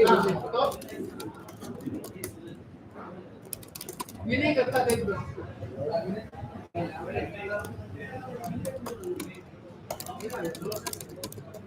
करते हैं वो मत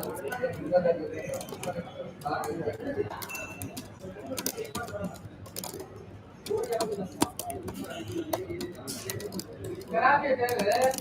अरे नंबर दे देता हूँ, मैं नहीं करता।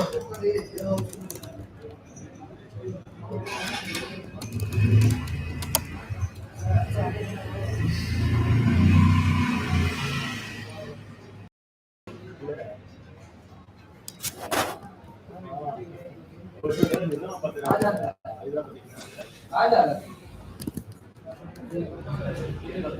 हैंड वगैरह कर यार।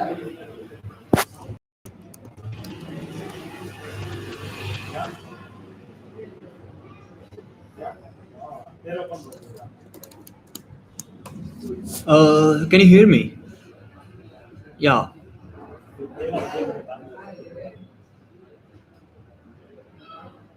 That's what I have done, right?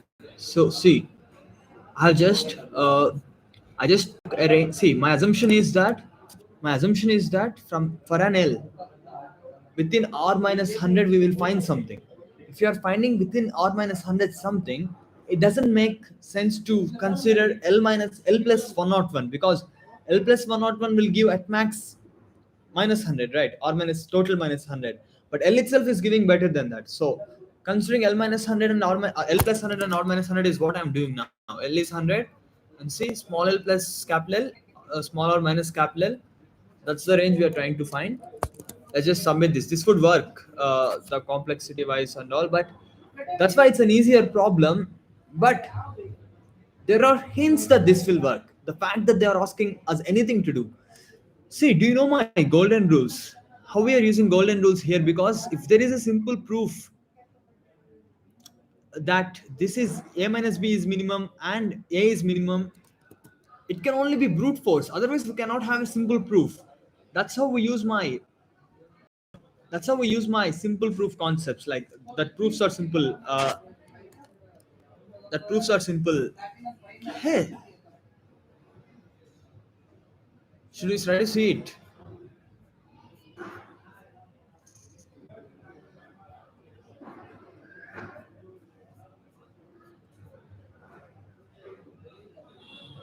So somewhere there is minus 2, which is wrong.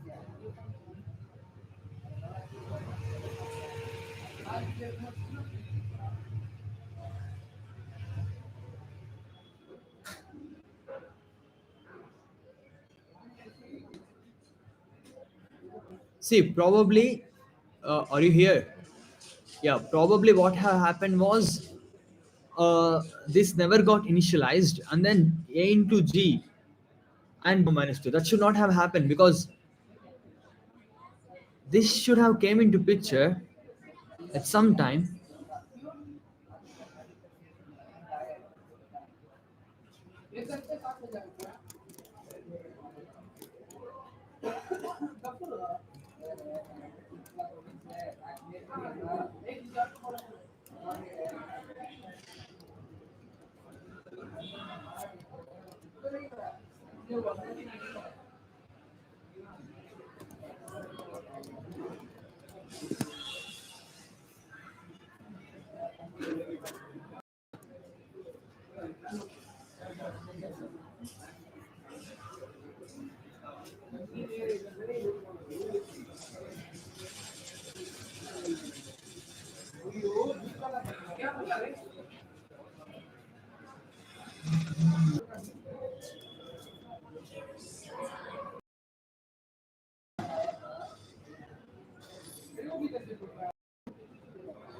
How can minus 2 appear?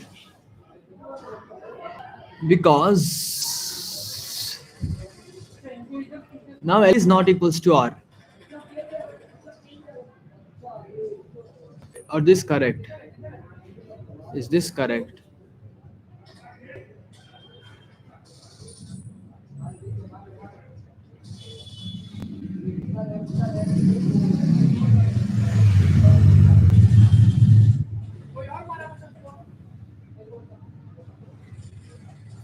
We should have taken.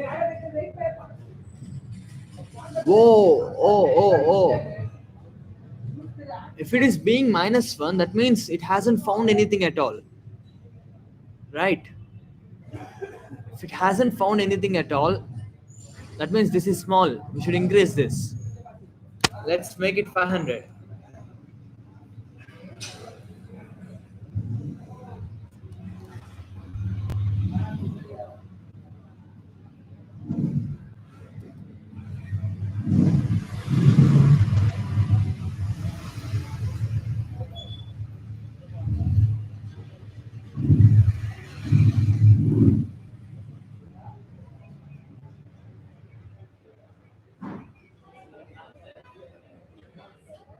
What is minus 2 comma minus 3? This is going wrong.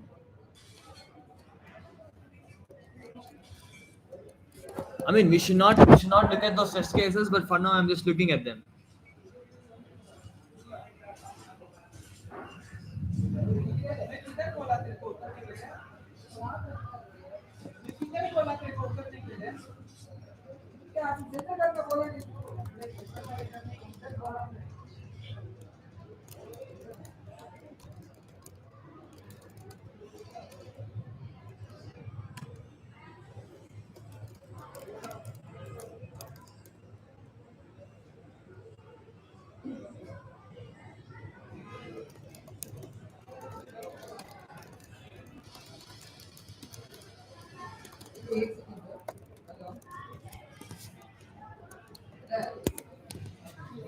I mean, also I have thought about that, right? Uh, also I have thought about this being minus 1 and minus 1.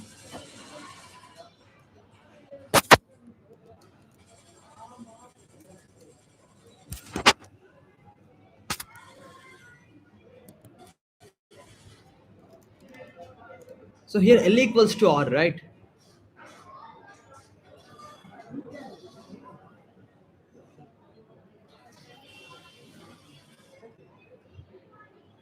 Okay. I took L equals to R. Okay, there is another case.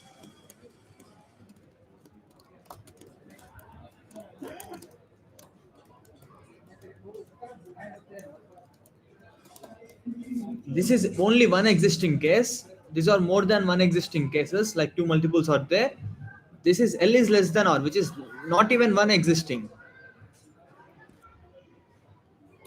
Seal is greater than floor. See, that was this case. If there are no multiples at all, that's the only case that was. Would 100 be enough? Should I change it to 200? Let's just make it 200.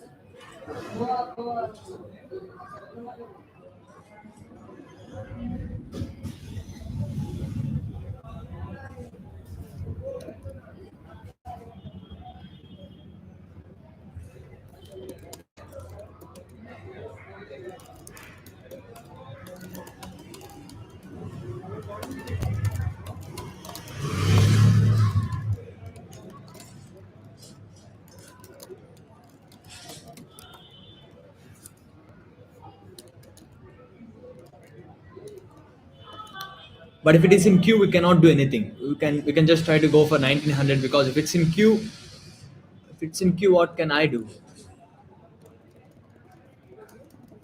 Should we end the stream if it's in queue? I think 1900 is CM, right? So maybe I can end it here. Okay, if this gets solved, I will end it. Next time I will do from 19 to 27 or 3000. That seems fine. Otherwise, it won't be too much quality to do, I guess. Maybe I will end it here.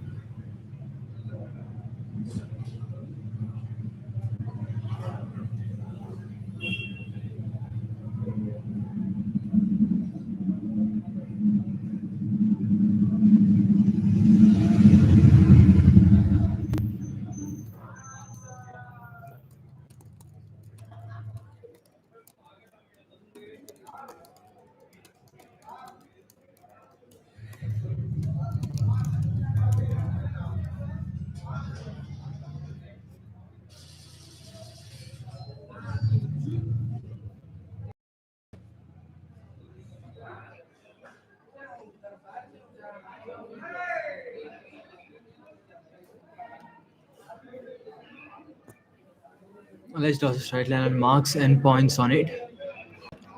Usually there are no arcs between the points, so they are all disjoint.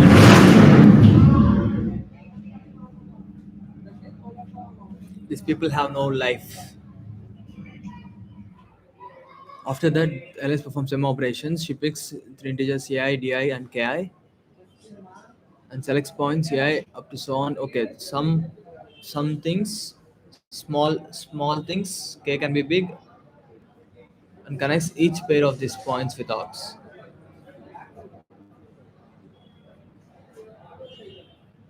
Each pair.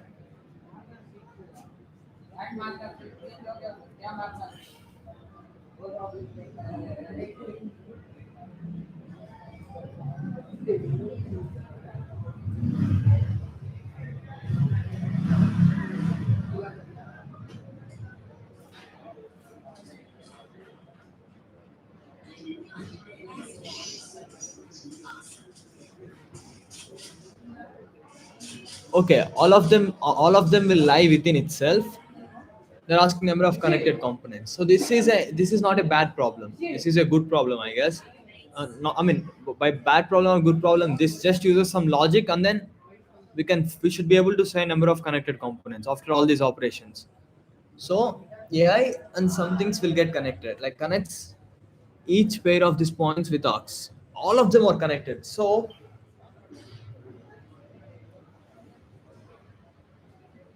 and di is less than or equals to 10. That's another thing.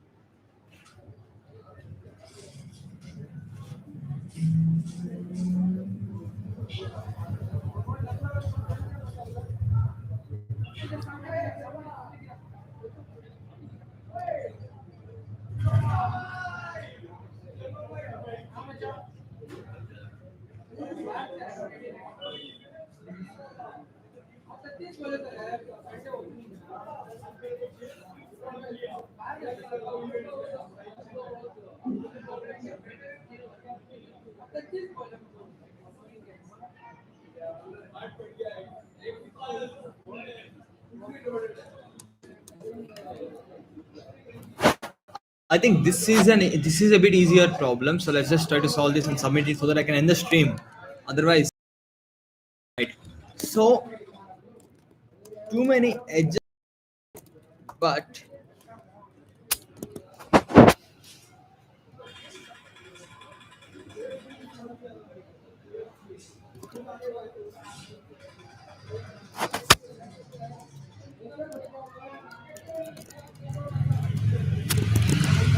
see, first step.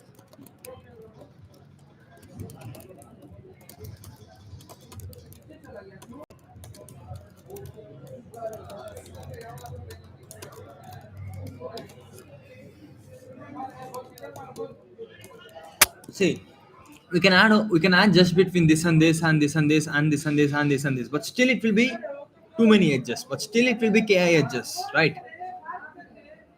Still it will be ki edges. So we cannot add ki edges, but we have to use the fact that di is small. If you look at di, if you look at di, uh, if you look at di,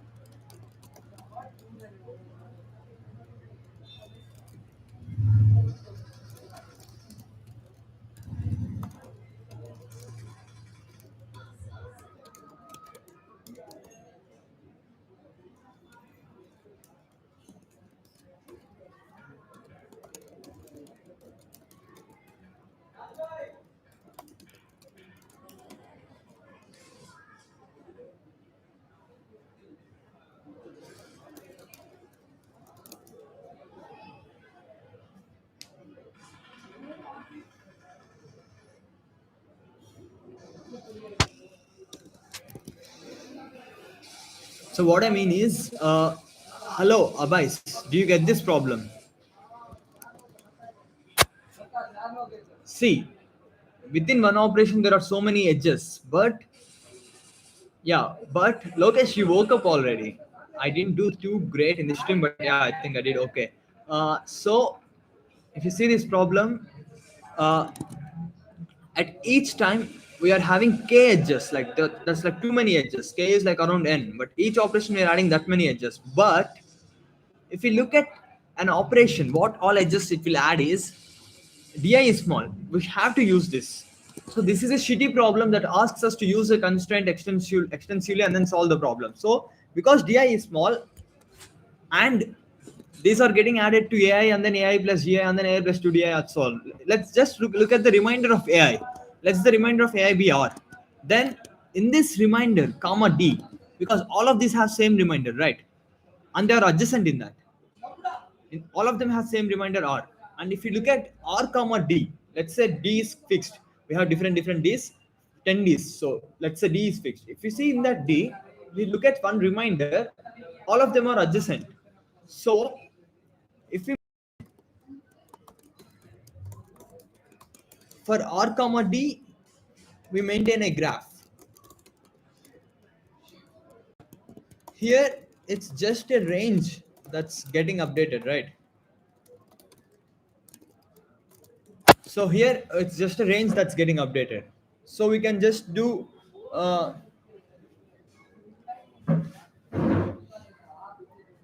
so we can just do so we can just do uh, like we will increase that range by +1 whenever that thing comes, and then finally we can have, but can we have these many things? I mean, we split this based on the remainder, right? We split n based on remainder. We split n based on, for D, we split them based on remainder, and then we have that range. So I think it is not, it's not n times D times D. It's just n times D, I think. So it's, I mean, when we add that, we won't add all the edges, but then we add that range +1, and then we have those range +1s. Finally, we can go over all this R times D and then add the real edges, and then it's done. Do you guys get it?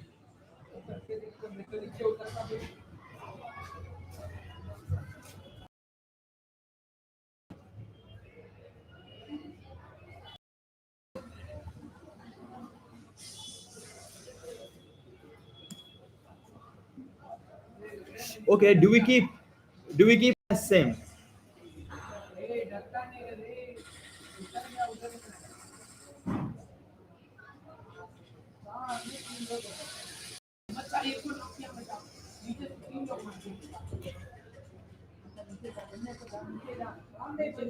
उसको छोड़ दे नीचे जा तू ऐसे कोई जाता नीचे नीचे उधर ही रूम के अंदर है Hello, I was not speaking. I was just reading yours. I was not speaking. Can you hear me now?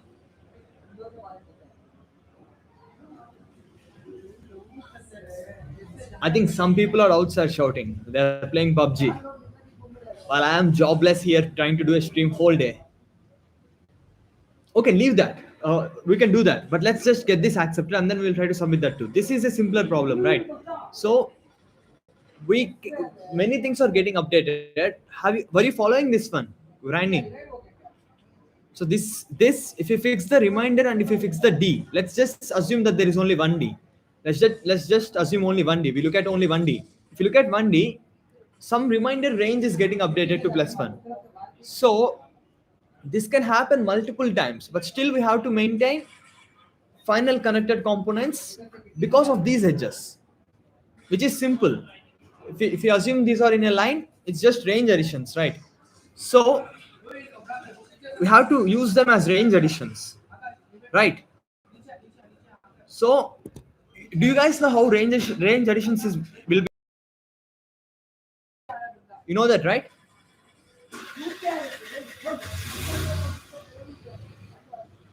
We know that, no? So let's just do that. So what I will do is nicely.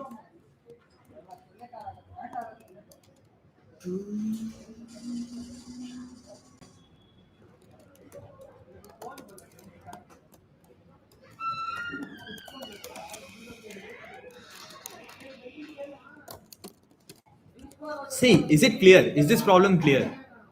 Hello. This problem is clear, right? That we are trying to add edges between like this, like this, like this.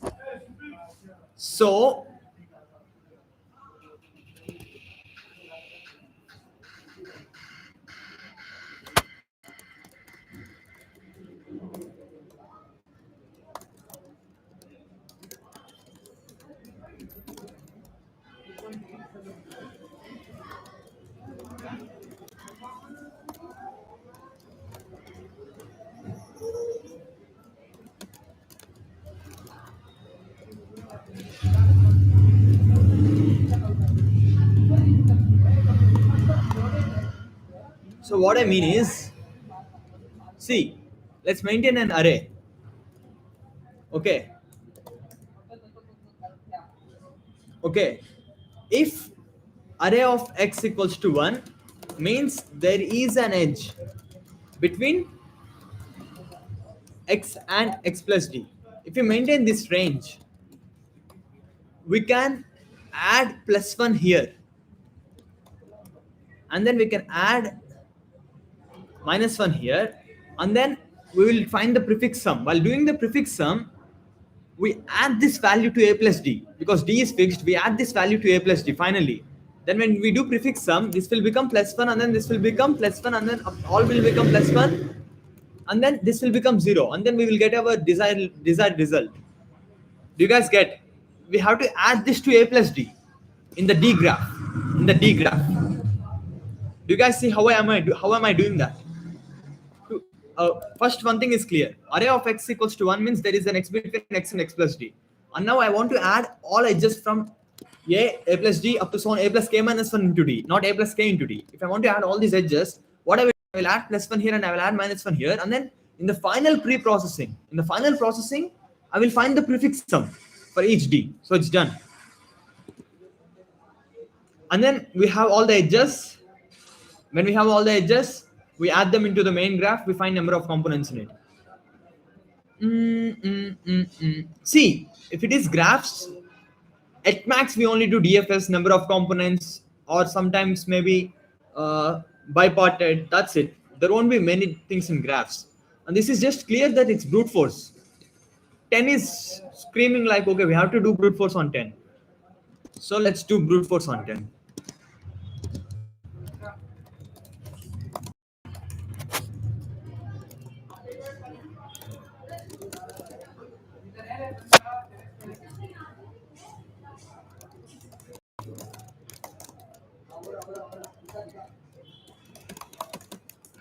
This is for the final graph.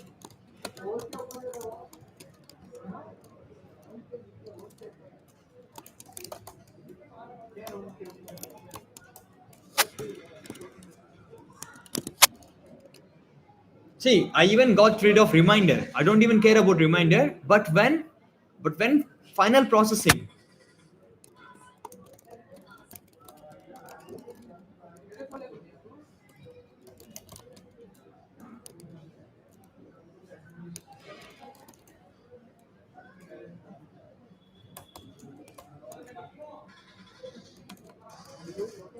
this is our final processing. Do you guys get that? I mean, you need to find, or we can do DFS, right, to find the components. Is Abais there? See, we can just do normal DFS to find the components. No, did you get how I am adding all these edges here? I want these many plus ones and 1 0 here, which means there exists an edge from here to here.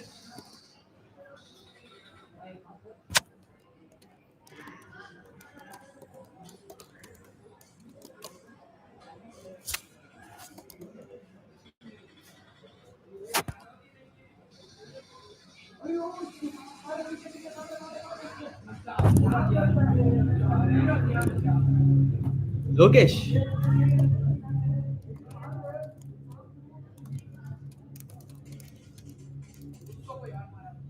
see, I just want to add edges from here to here between a and a plus g. If this is 1, that means if this is 1, that means there is an edge from here to here. And then if this is 1, there is an edge from here to here. But to do that, what I will do is I will just add a plus 1 here and minus 1 here. And in the final processing, whenever there is, in the final processing, I will add this to this a plus d, and then I will add that to a plus d. D is constant here. In that way, if you just see that plus 1 and minus 1, in the final, if I do such a processing, this is a really good idea. That's why it seems difficult. Maybe there are simpler solutions, but this idea is nice, right? It's a nice idea that in the final processing, you will add plus this to here, and then there to here. Otherwise, we can see reminder, but we need not see reminder. We know adding plus 1 and minus 1 here and then taking prefix sum. I am generalizing it a bit. Add plus 1 and minus 1. I can. Uh,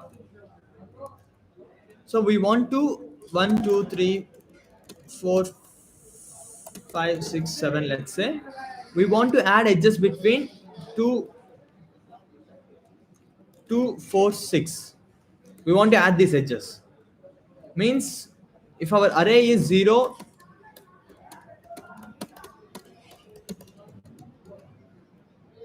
let's add 8 too.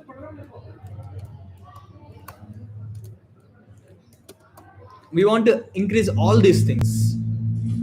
We have to connect all these things. Means our final array should be 0, 1, 0, 1, 0, 1, 0, 0, 0. Because this one indicates 2 and 4 got connected. This one indicates 4 and 6 got connected. This is clear, right?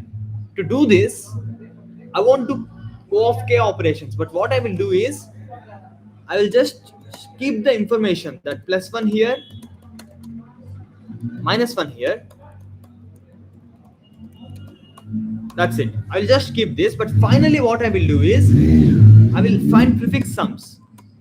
So whenever here, we add whatever behind two things into that. It's nothing but adding this to here now, adding this to here now. When this one finally gets added to this, it becomes 0. So if you look at, this one is getting added here, and then if this one is getting added here, and then if this one is getting added here, this will be the result. So this will give the desired result. We generally do this for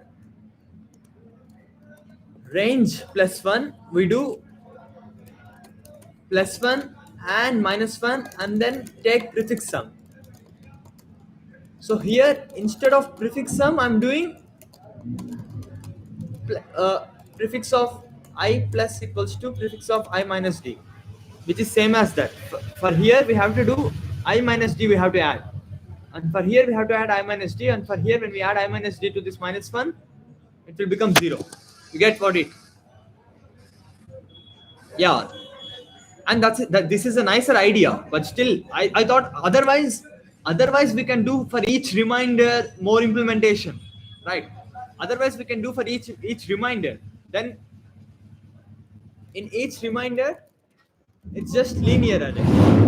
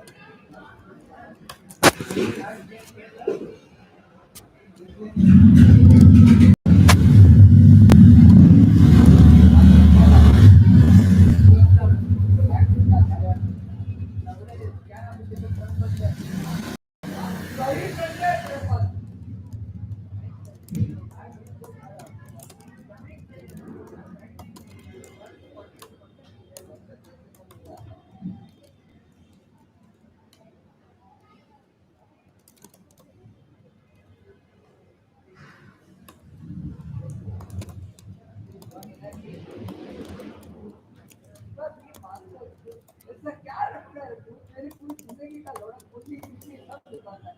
बोल बोल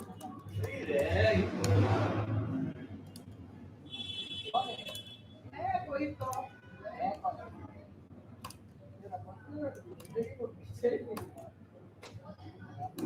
I should have done this before. That means there is an edge from there to there.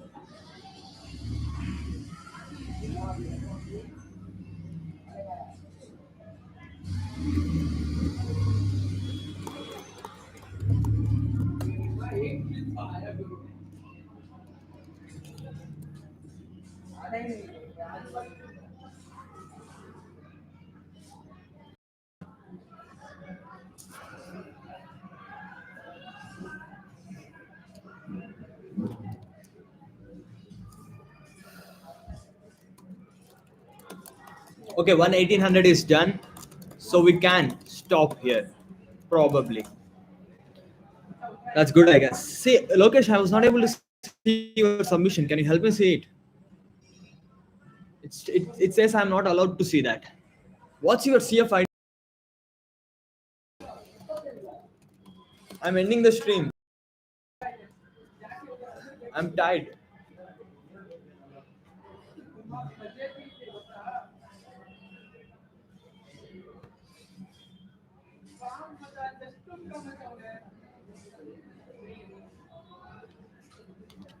Oh, Scamander. So you do nice, bro.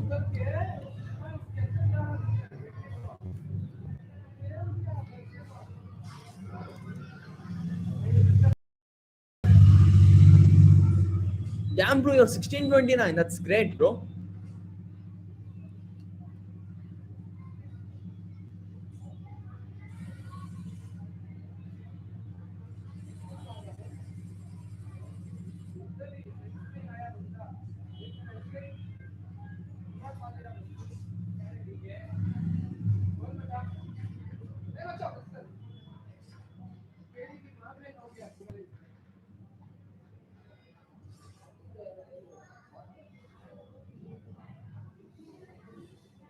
It's even simpler, bro.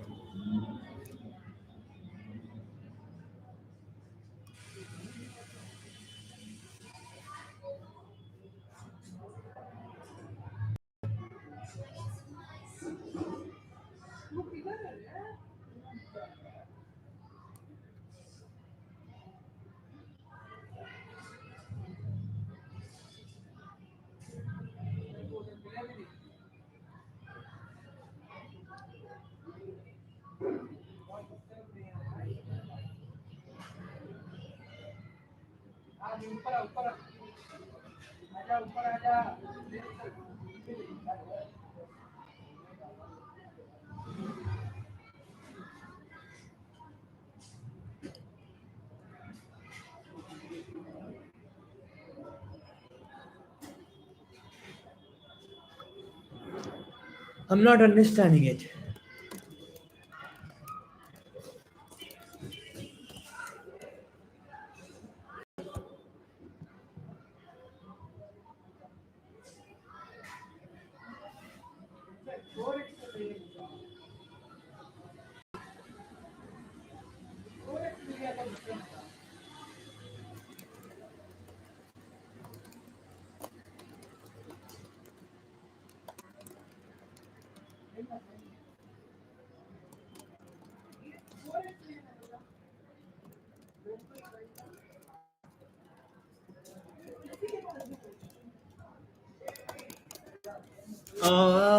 Maybe I'll do sometime later. But now, for now, I will just say what the nice thing I have done.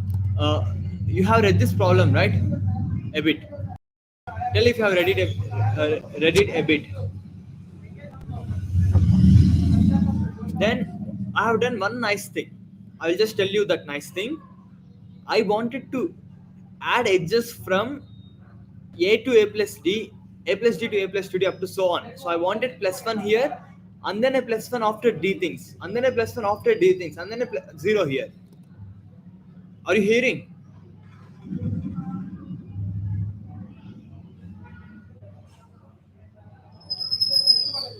So we know that adding plus 1 here, minus 1 there, and then taking prefix sum to make all plus 1s, right?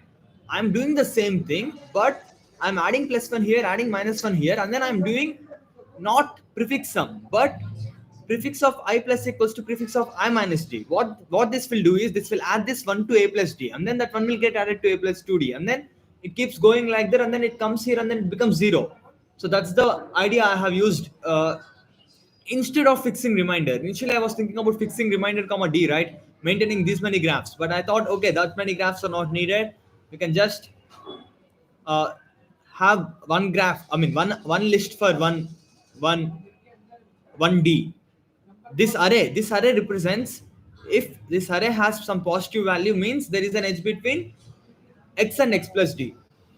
So here we are adding all these edges by just doing two operations, plus 1 and minus 1. Finally we do prefix sum, then it's done. Simple solution. That's the idea. That's it. Bye. We are done.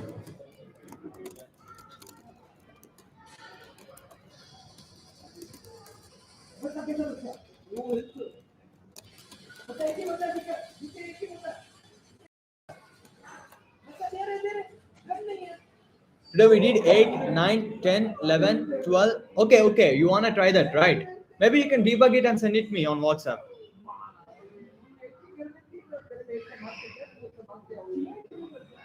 You can try on yourself, because my profile is public, right? Like, not, I mean, all of our profiles are public, right? So you can just go there and try on it yourself. Bye. Yeah, bye. Bye, Abais. Kartikeya, is it?